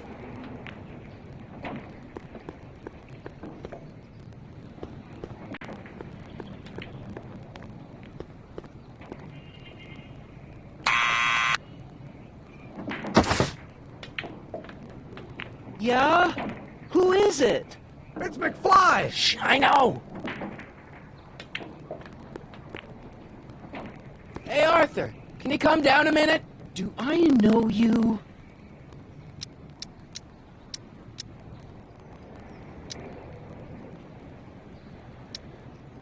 We've got some important information for you, but we can't yell it. It's private.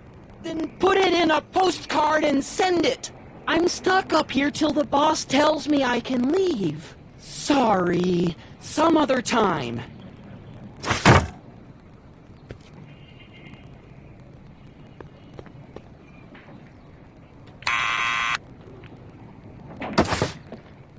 What now?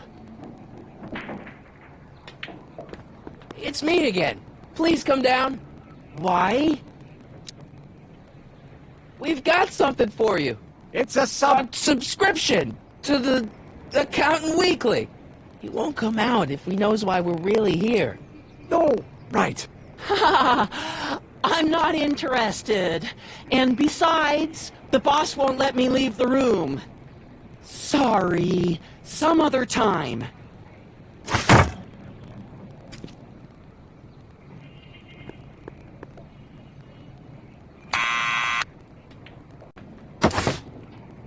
What now?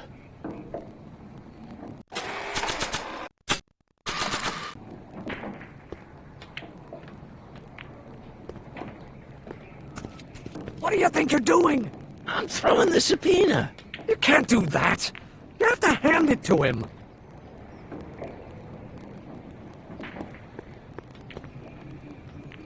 I have to hand this subpoena to Arthur, not throw it.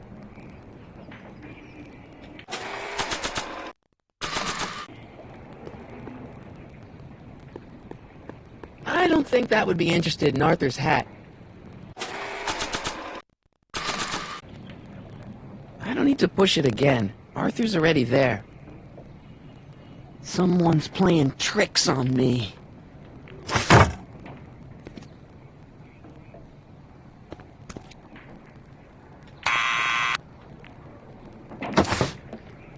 What now?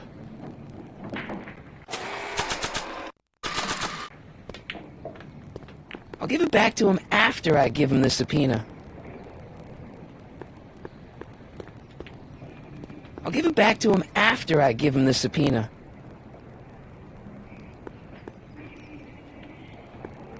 It's me again. Please come down.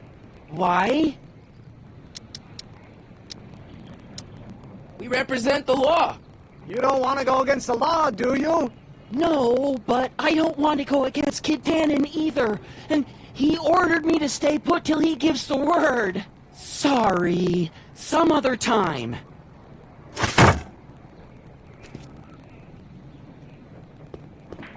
Need any help?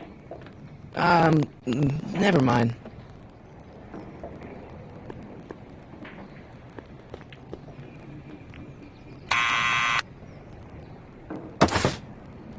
What now? It's me again. Please come down. Why? I'm your mother's great nephew. You mean my second cousin? Yeah. Glad to know you, but I can't leave this building till the boss says so. He's given strict orders. Sorry. Some other time.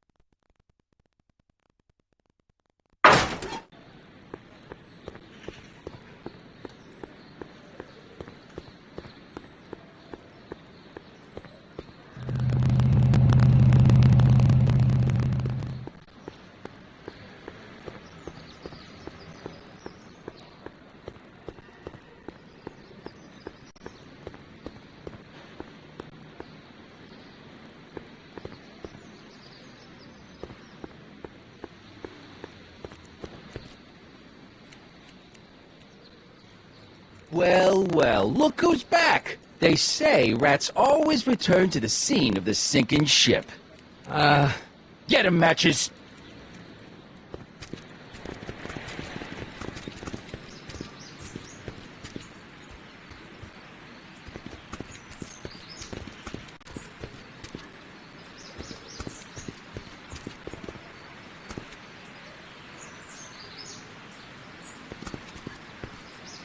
Come down from there, you son of a bitch! What do you think you're doing up there, you scrawny little runt? Get down here right now! Don't make me angry, Smucko!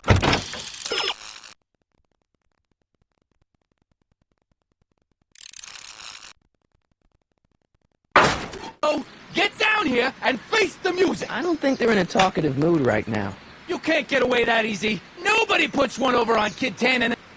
Einstein, help! Lay off! Get away from me, you crazy nut! Go away, dog. We're busy here. Go on, scram. Hey, where'd he go? You let him get away, idiot!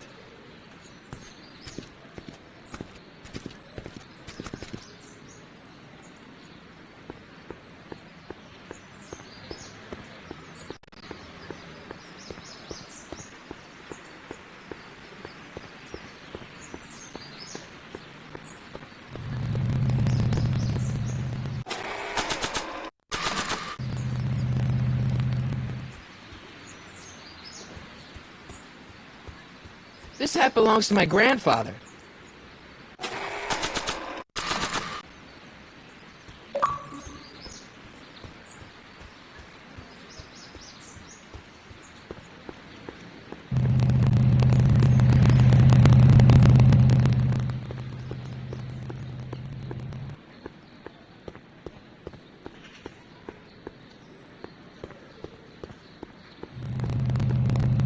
hope Arthur's still where I left him.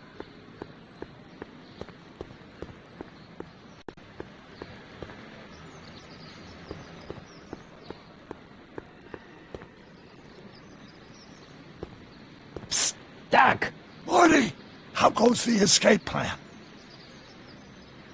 Your younger self needs 190 proof booze to fuel his rocket drill. Well, that could be a problem. I know, we're both underage. Underage, nothing. It's 1931 and alcohol's been outlawed throughout the country. Are you sure you're about to graduate from high school? I'm kidding, Doc. It was a joke. A joke? If I live to be 100, and I almost have, I'll never understand a teenage compunction to make a joke out of everything. Hang in there, Doc.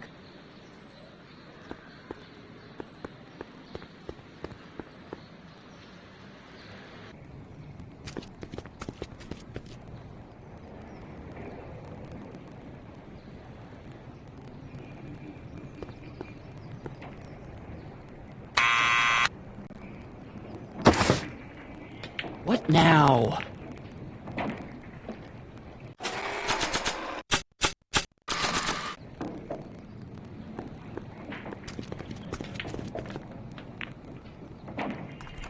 What do you think you're doing up there, you scrawny little runt?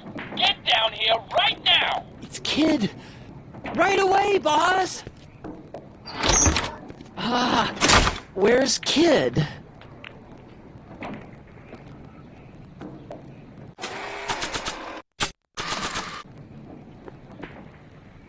Arthur McFly? Yeah? Got something for you. Thanks. A subpoena? Ordering you to appear in court and provide evidence in the investigation into... Kid Tannen? Take it back! You can't get rid of it, Mr. McFly. Once you've been served, it's your duty to report to the court at the earliest possible time. Failure to do so could lead to a warrant for your arrest. Arrest! But Kid'll kill me. Stupid Artie. Holy cats, what am I gonna do? I suggest you avail yourself to the protection of the court. Oh gosh.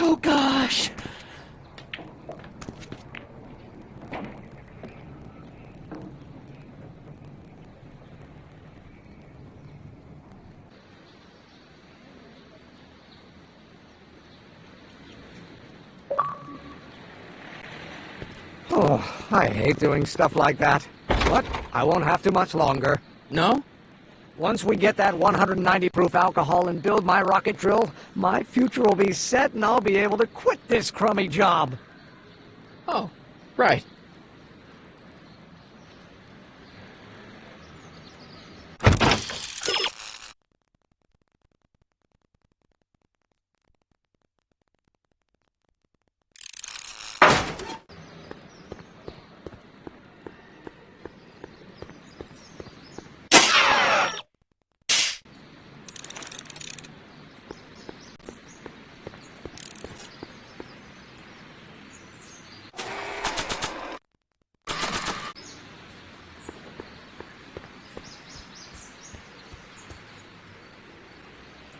Have you read The Time Machine?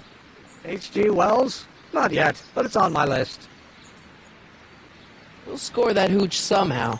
I'll keep cogitating.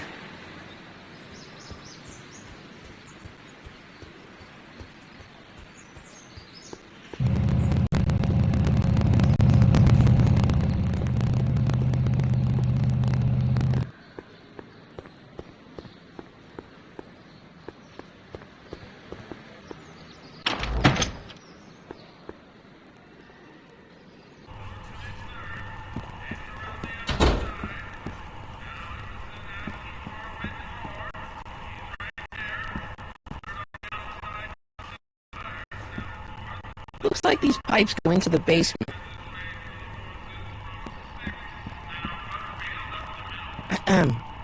What is it, kid?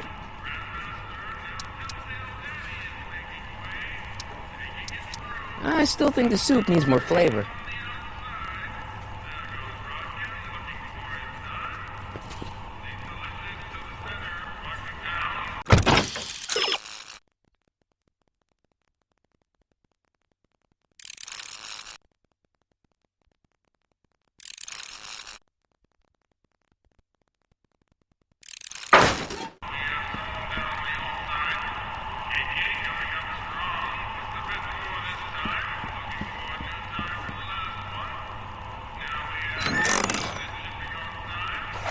kitchen's for management only, rummy. Whoa!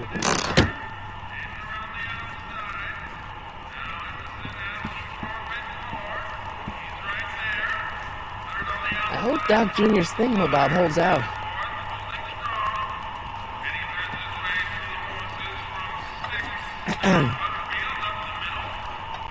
Okay. Hey, never mind.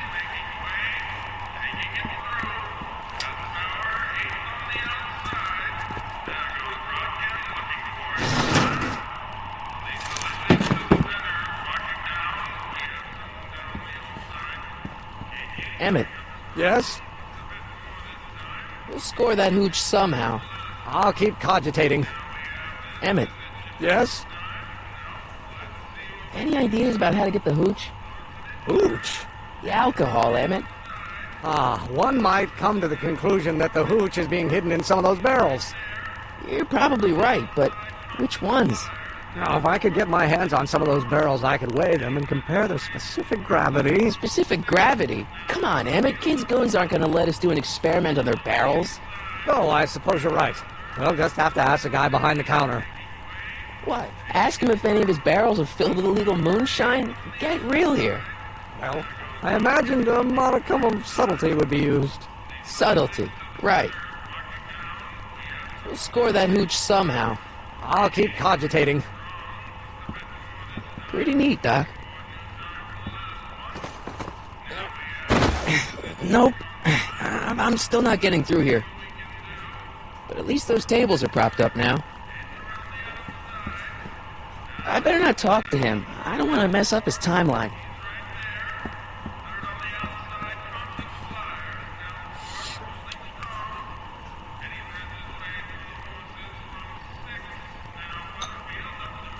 I still think the soup needs more flavor.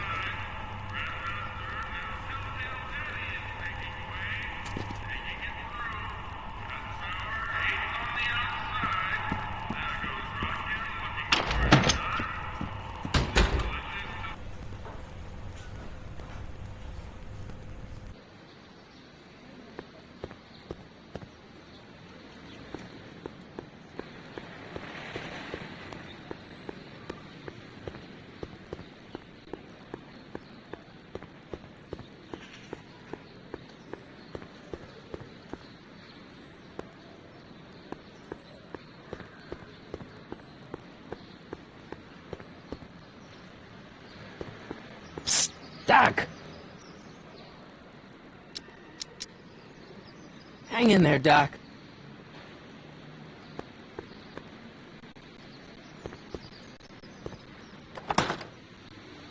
Who are you and what do you want? Can I talk to, Carl Sagan? Are you his lawyer? No. Then scram!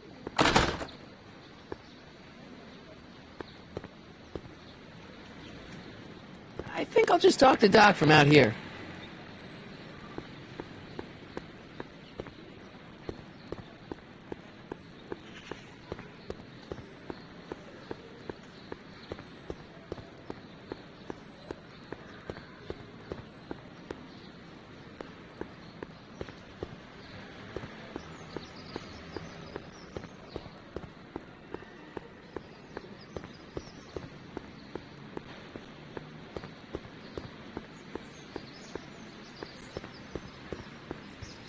Hey, Miss Strickland. Oh, hello, Mr. Callahan. Try not to draw any undue attention my way. I'm on the trail of a hot new scoop, as we in the newspaper business say. I'm sorry about the way Einstein lit into you back there. I don't know what got into him. Well, I hope you've learned to keep him under control. Yeah, I found someone to keep him distracted.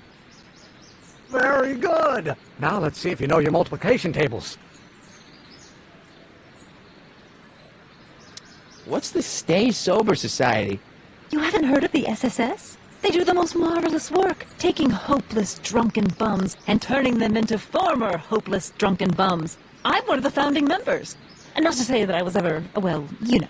Anyway, we've always met in the cellar of the Sisters of Mercy soup kitchen, but for some reason the new managers don't want us down there, so we're stuck. We've got nowhere to meet. I know a place where the Stay Sober Society can meet. Oh? Where?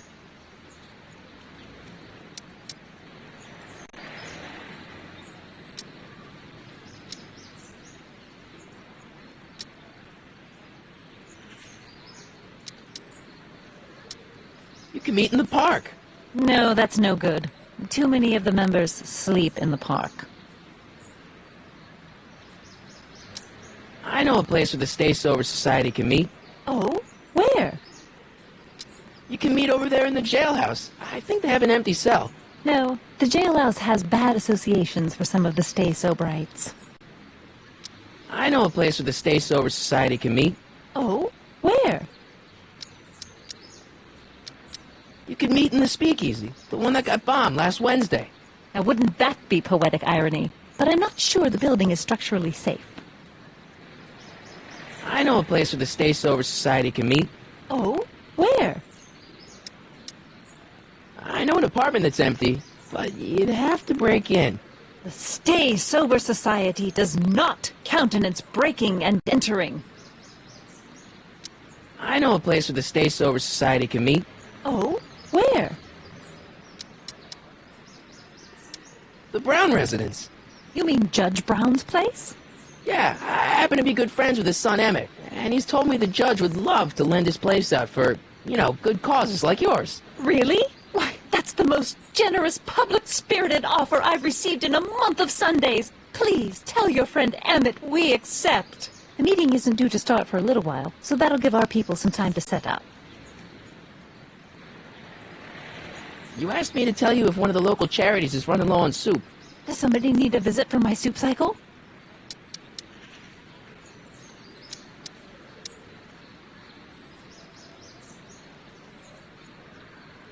The Stay Sober Society. Bless you for thinking of them. But that meeting isn't scheduled to start for a little while, and we wouldn't want them eating cold soup. You asked me to tell you if one of the local charities is running low on soup. Does somebody need a visit from my soup cycle? The Farm for Unwanted Children. Perhaps their parents don't want them because they eat too much.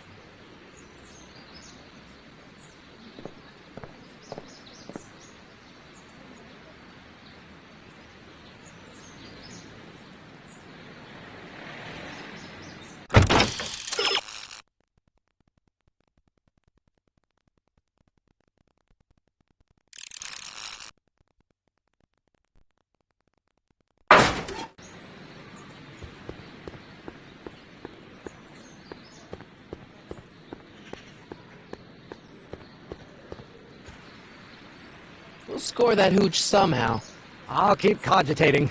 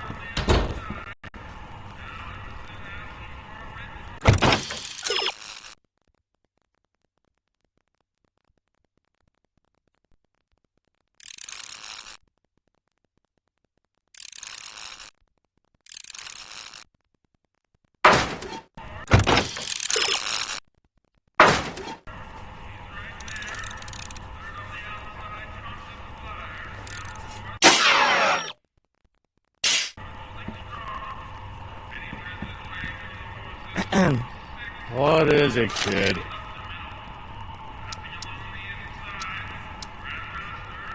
So this place used to be a soup kitchen. What do you mean used to be? Despite recent changes in ownership, this joint is still available for the purposes of distributing food to the needy and the not-so-well-to-do, and no other purposes whatsoever. Right.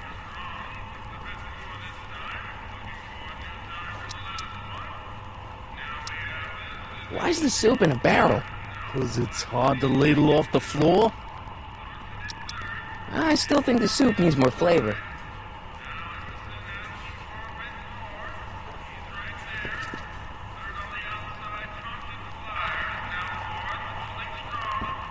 Looks like these pipes go into the basement.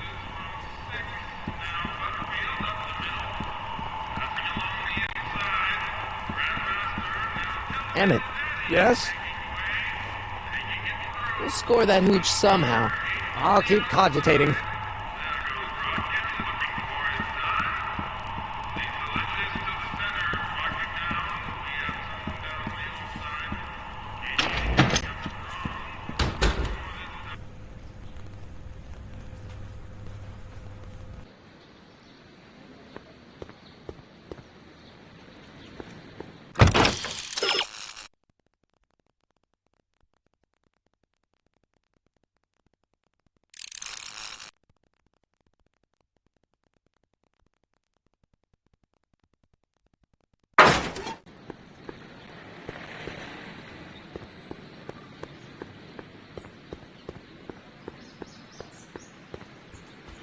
Hey, Miss Strickland. Oh, hello, Mr. Callahan. Try not to draw any undue attention my way. I'm on the trail of a hot new scoop, as we in the newspaper business say. You asked me to tell you if one of the local charities is running low on soup. Does somebody need a visit from my soup cycle?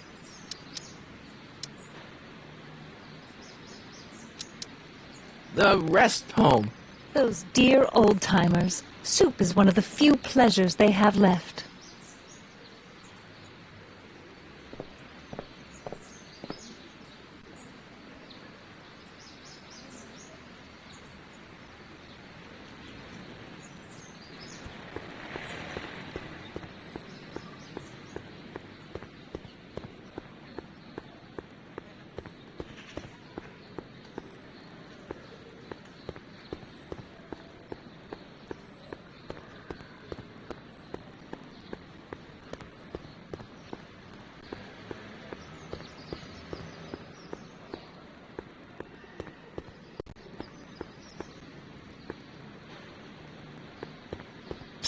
Doc!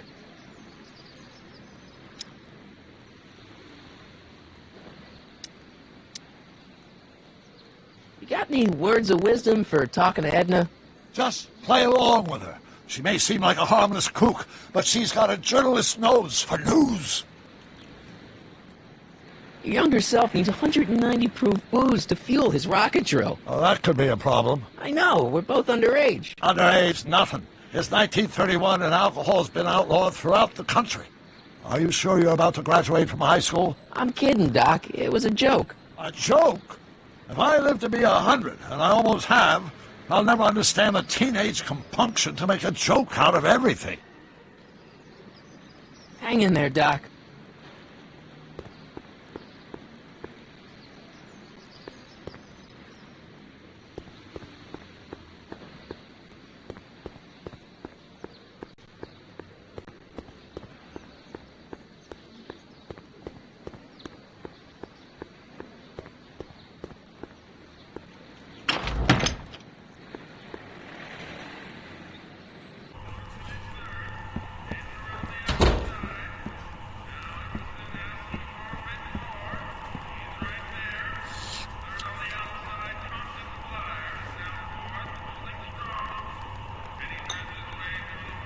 I still think the soup needs more flavor.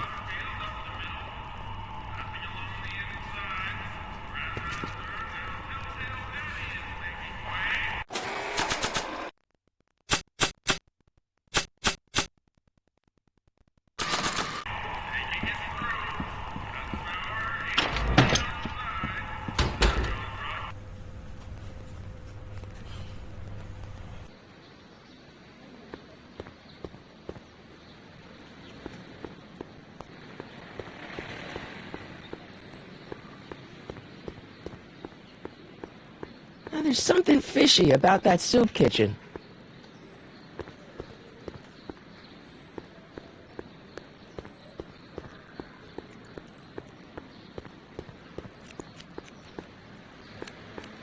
I better not go back in there. They're angry, and they've got scissors.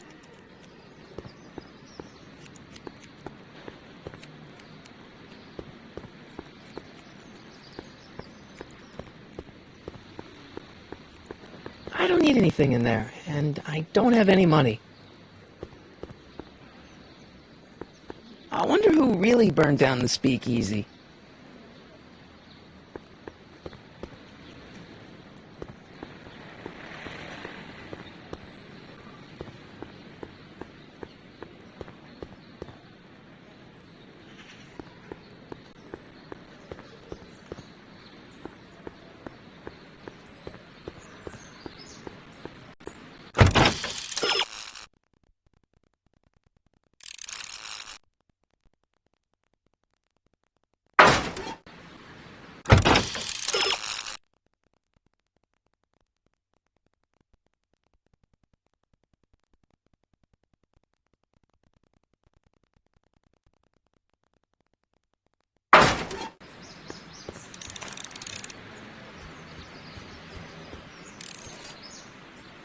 We'll score that hooch somehow.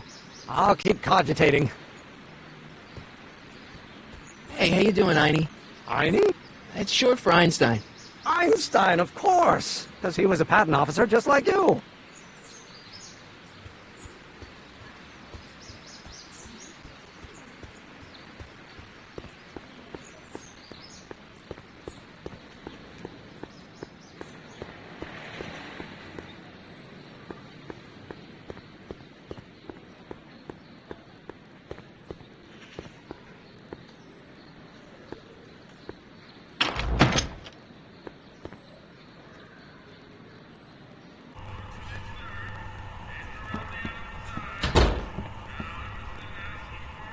Looks like these pipes go into the basement.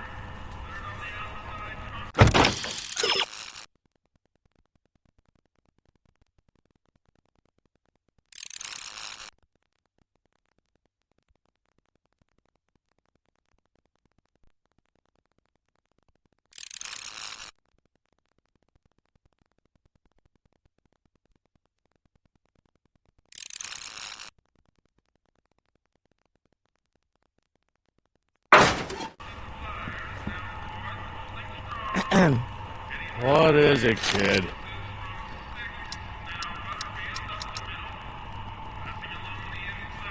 I still think the soup needs more flavor.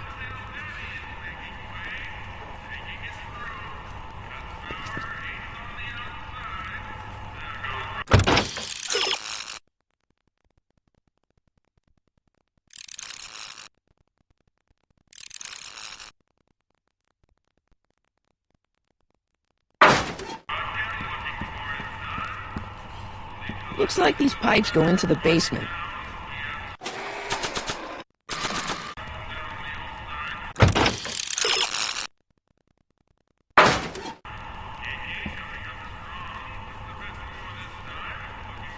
Looks like these pipes go into the basement.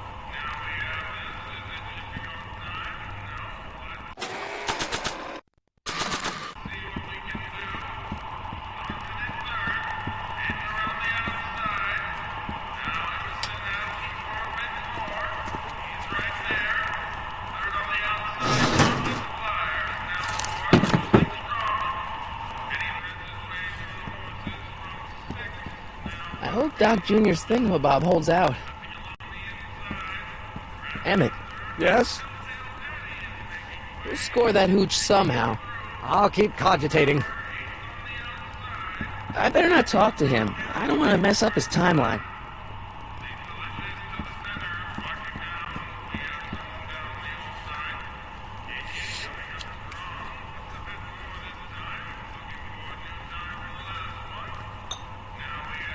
I still think the soup needs more flavor.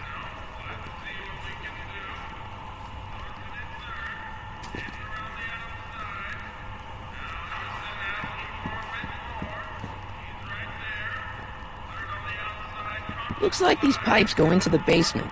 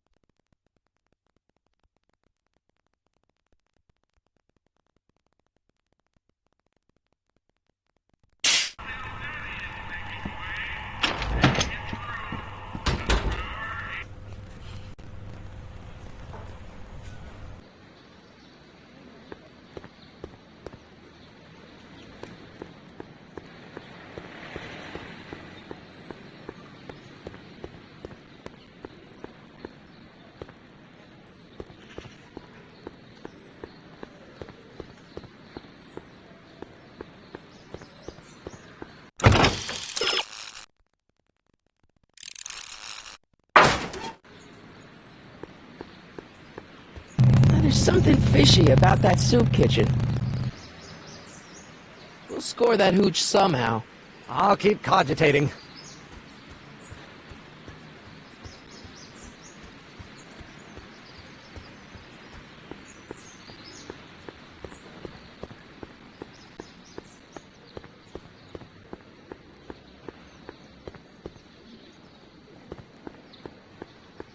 I don't need to go in there anymore.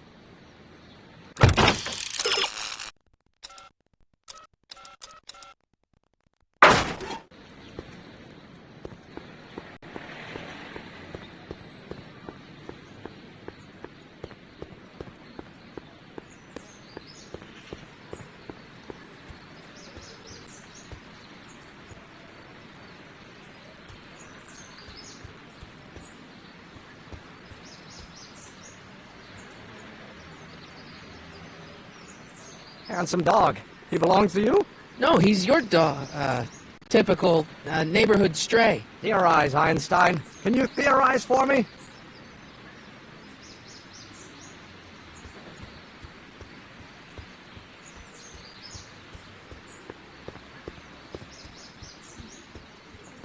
Nice bike.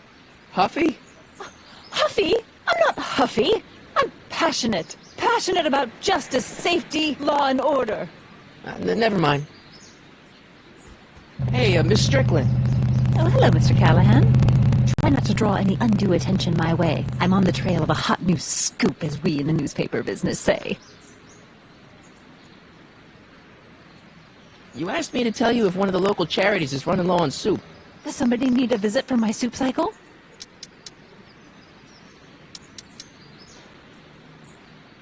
The Stay Sober Society. Bless you for thinking of them. But that meeting isn't scheduled to start for a little while. And we wouldn't want them eating cold soup. I got a book. Oh? Where?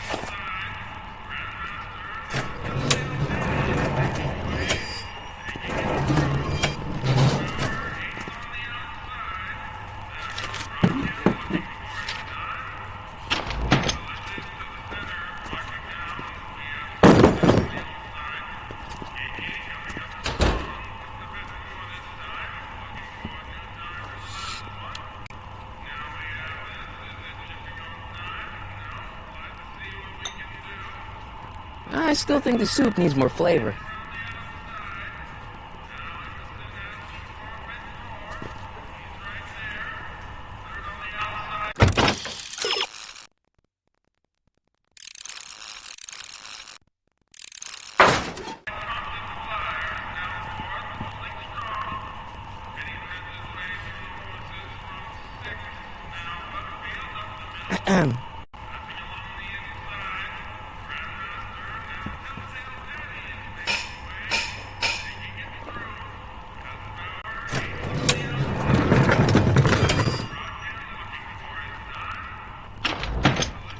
More soup? Please. And tell Kid that soup or no soup, he's not fooling anyone.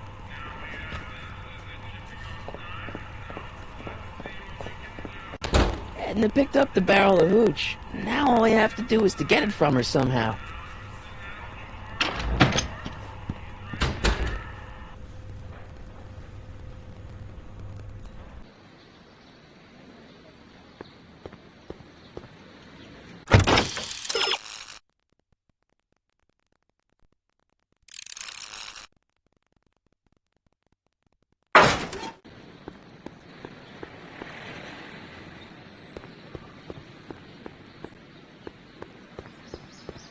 Hey, Miss Strickland. Oh, hello, Mr. Callahan. I'm afraid I haven't much time. The meeting of the Stay Sober Society is due to begin very soon. You asked me to tell you if one of the local charities is running low on soup. Does somebody need a visit for my soup cycle? The Stay Sober Society. That's right! They'll soon be gathering at the Brown estate, and we haven't provided refreshments. I can't get over the generosity of your friend Emmett, volunteering his father's house for our meeting. Huh? Oh, wait there!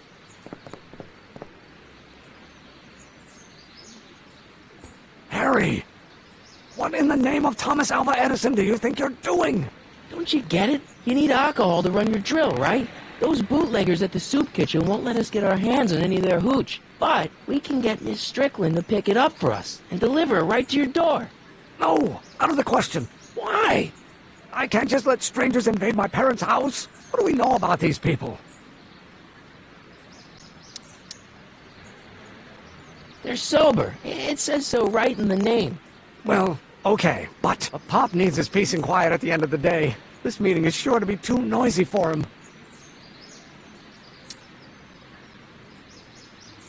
They'll be quiet. You'll be quiet, right? Oh, yes!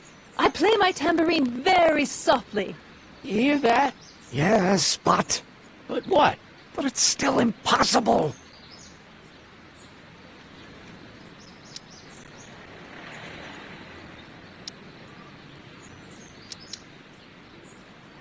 But I promised Miss Strickland. It means so much to her. The answer is still no. Okay, forget the whole thing. We don't have to test your rocket-powered drill tonight. We don't? No. I'll take the train back to Washington and I'll tell the folks at the office to give the patent to Dr. McCoy. Wait!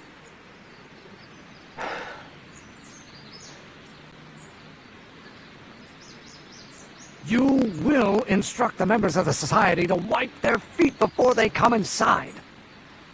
Then you are Emmett Brown. I thought as much. You have such a righteous face. Edna Strickland, I don't know how to thank you for your generosity. Pleased to meet you. The feeling is mutual. I've got a bad feeling about this. You worry too much, Emmett. Well, we've served the subpoena and gotten a barrel of booze delivered to your house. Looks like we're off to your lab to build your rocket drill. You do have a lab, right? What kind of future patent holder would I be without a lab? Come on! Doc! I'm off to get the rocket drill. Good! Come on, let's go! Time waits for no man!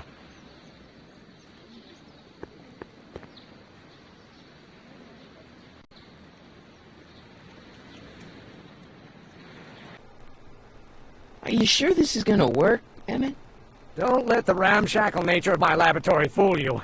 If all goes according to plan, we'll soon be in possession of the most powerful rocket fuel known to man. That's great. How? Well, it's very simple. This crankshaft induces a powerful direct current into the electrolysis chamber, producing hydrogen, which must be periodically released into the primary distillation barrel. While tending to the hydrogen, we'll also need to regularly sprinkle these shredded protein flakes into this aquarium of tuber bacteria to generate the necessary nitrogen to catalyze the reaction. Cool. No, hot. Extremely hot. The temperature of the reaction must be kept at a steady temperature of 623 degrees Kelvin by carefully pumping these bellows. Any questions?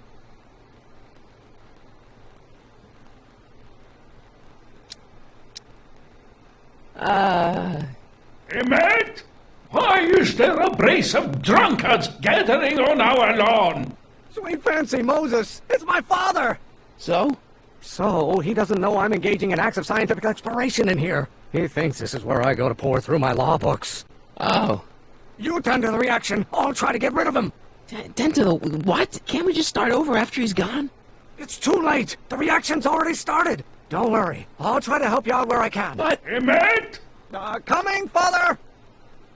Father! Don't you father me, child. Law may be your burning passion, Father, but it is not mine. If you knew what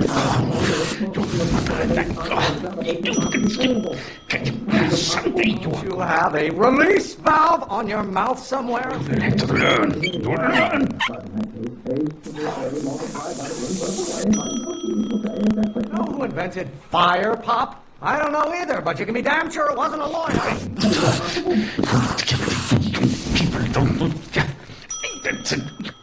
Excellent. Now twist the valve there. Great. We're about a quarter of the way home. Emmett, get back here! Oops.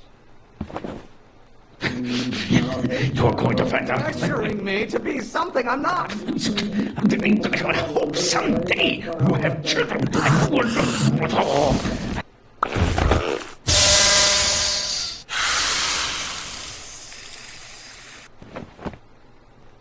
Listen to the words I'm emphasizing. Don't you turn your back on me. You're going to find out. If you weren't for scientists, men like you would still be divining the future with sheep's bladders and goat gizzards. You have children, and you will look with all. I don't. Just listen. Maybe I should just get struck by lightning. Would that make you happy?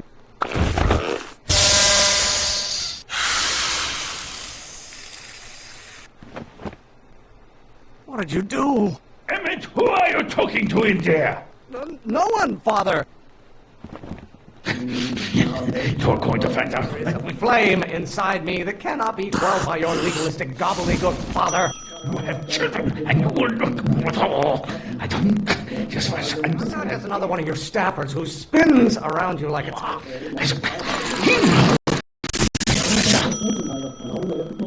Can't you see this is eating me up inside? You're going to find out when you get older. It's my fault if I don't get a spark out of laws and statutes? You have children, and you will look with all. No idea what kind of pressure I'm under. Himmel! Blood pressure. Halfway there. Emmett! Keep up the good work. Lawyers are nothing but a bunch of hot air. There, I said it. Pressure? You're a child. You don't know anything about pressure. Hey, Won't you release me from your unattainable expectations? Emmett, you got... A room full of lawyers trapped in a burning building? A good start. What will it take to light a fire under your unappreciative hindquarters? What use is a microorganism for law? Your ancestors are spinning in their graves right now.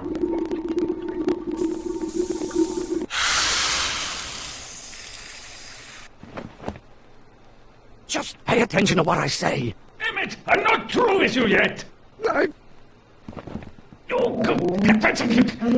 Lawyers are nothing but overblown bags of gas.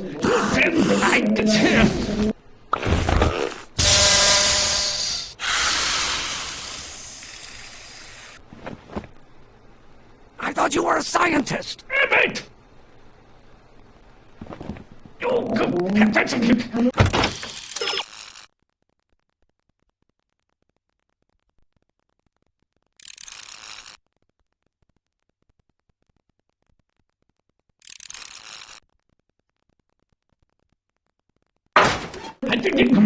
Galileo's rotations. Do you ever listen to yourself?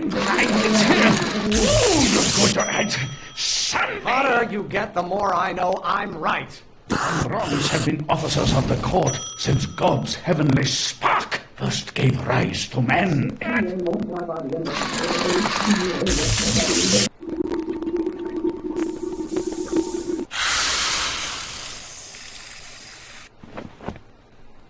Don't touch anything until I tell you to. Emmett! Why are you always bellowing at me? Are you trying to spin this argument around to my failings? You're going to add Sunday! Really want to vent our dirty laundry in public like this? What are they feeding you in that school of yours? You look like a skeleton. Yes! Do I get a turn to talk, or is this going to be another monologue? Why don't you ever listen to me? There's a flame inside me that cannot be quelled by your legalistic gobbledygook, Father. Ooh, you're good. Why must you always scatter condescension my way? Lawyers are nothing but a bunch of hot air. There, I said it. And I am shocked at your... Almost there. Emmett! Coming, Father! You invented fire, Pop? I don't know either, but you can be damn sure it wasn't a lie. I feel the face pressuring me to be something I'm not. He's getting so hot under the collar, Pop. If I really get to control my life just because you fed and clothed me for 17 years, I did. It may come as a shock to you, Pop, but not everyone wants to be a lawyer. You are going to... You don't like my performance at the courthouse, then fire me. You are I'm being such a crank. I have no idea what kind of pressure I'm under. The veins in my head. Eating you, Father, but I wish it would go on a diet. If only Why are you always bellowing at me? Wait till she bites. Why don't you go feed the ducks, Father? I'm afraid we'll have to take this up later, Pop. My soup's about to boil over. What? This isn't over, young man. Whew. Are you okay? You and your dad sounded... It was an argument we should have had a long time ago. We... No! Oh. What?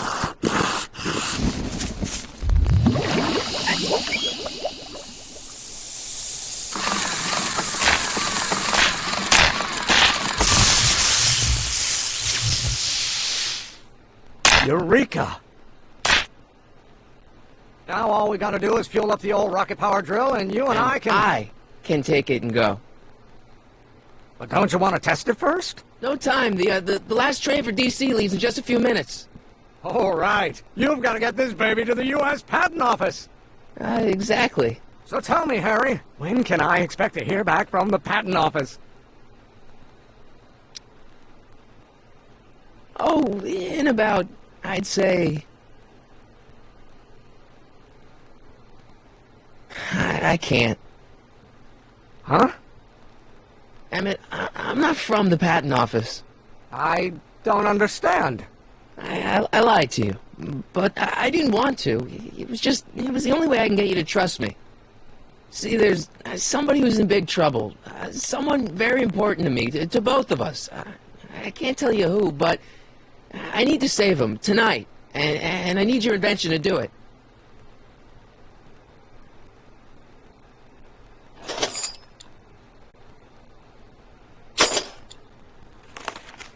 I'll get it back to you, I promise. And, Emmett, you're gonna be a great inventor.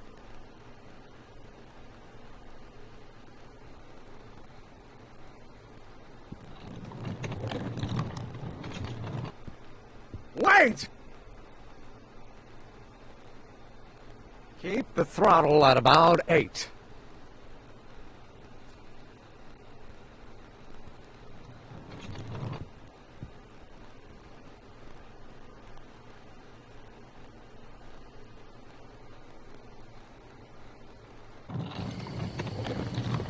Okay, Doc, I got the drill. Now let's get you out of here. Come on, start.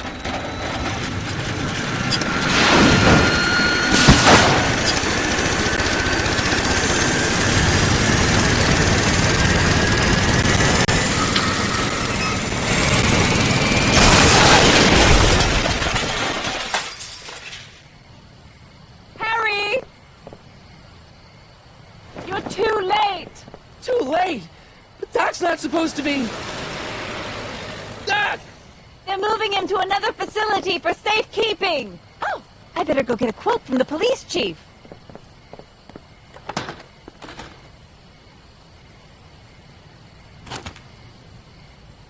Paddy wagon intercepted. Suspect slain. And they're still after him. How am I gonna rescue him now? At least the rocket part came out of this in one piece.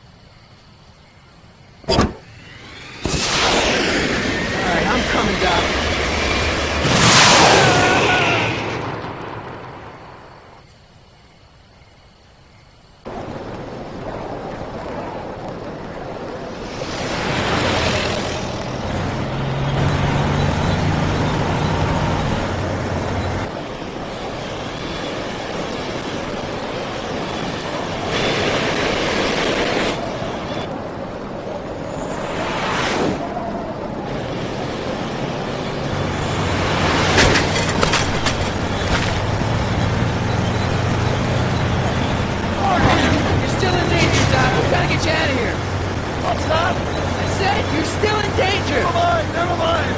Get me out of here, and we'll talk later!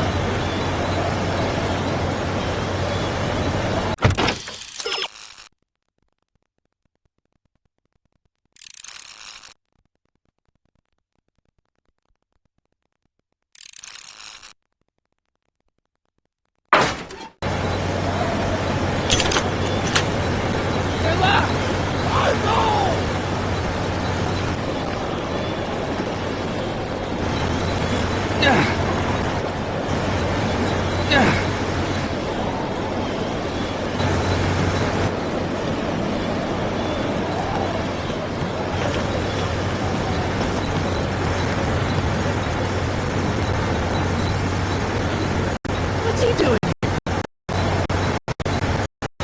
Keys. The window shut tight.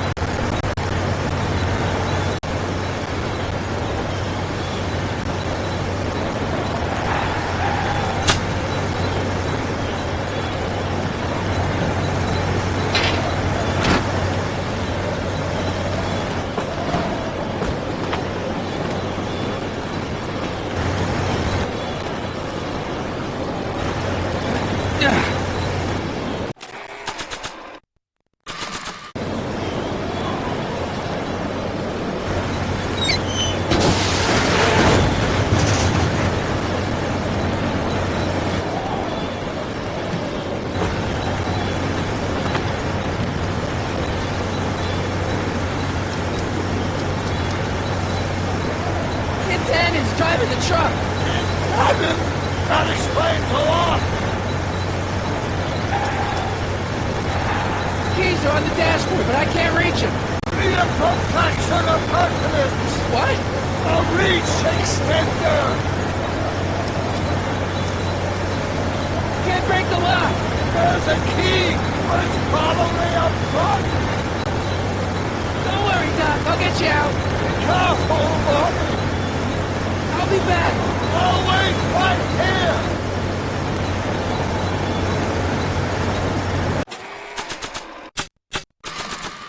I don't think throwing the hubcap at that would do any good.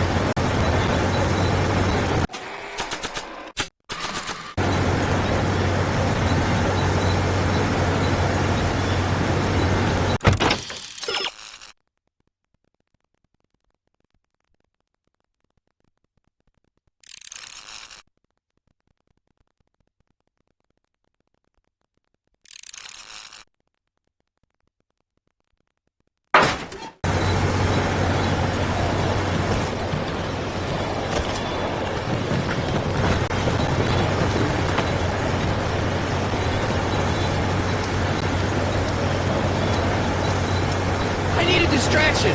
Leave it to me! Hey, driver! Don't drive me too fast! Watch how you take those turns! I object to your tone of voice, and I find this seat distinctly uncomfortable! You have a pillow I can sit on? Hey, I'm talking to you, driver! Don't ignore me, you! Thanks, Doc. I guess that's why they call you the Streak. How did you know that? I have my sources.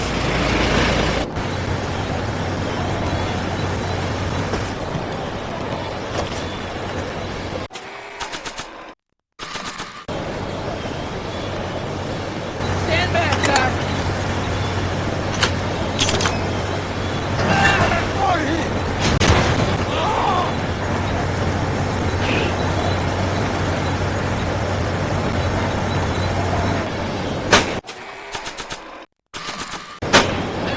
The hubcap and that would do any good.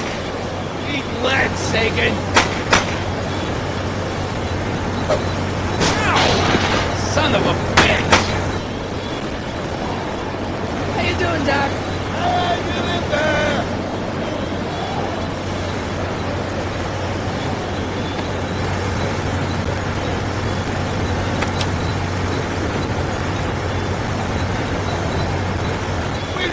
Something to get rid of these cops!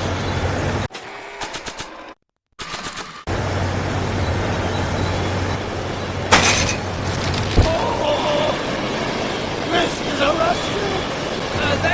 idea!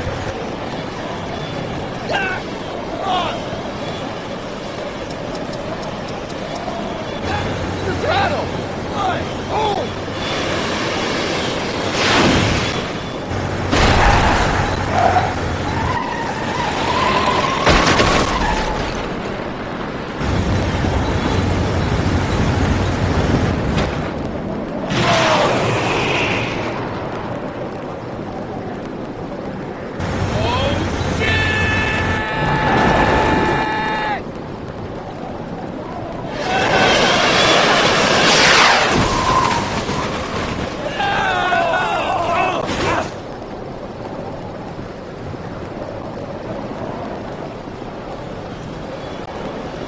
Doc, are you okay? I'm fine.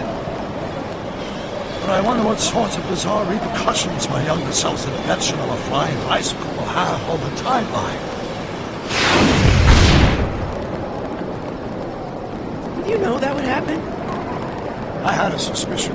I never could keep those rockets from exploding. So, what do we do now? Now we get back to 1986 before our interactions with the past inevitably cascade into a calamitous future. Where'd you leave Einstein? Doc? He's not in the pound, is he? No, but I think we've got bigger problems right now. Great Scott!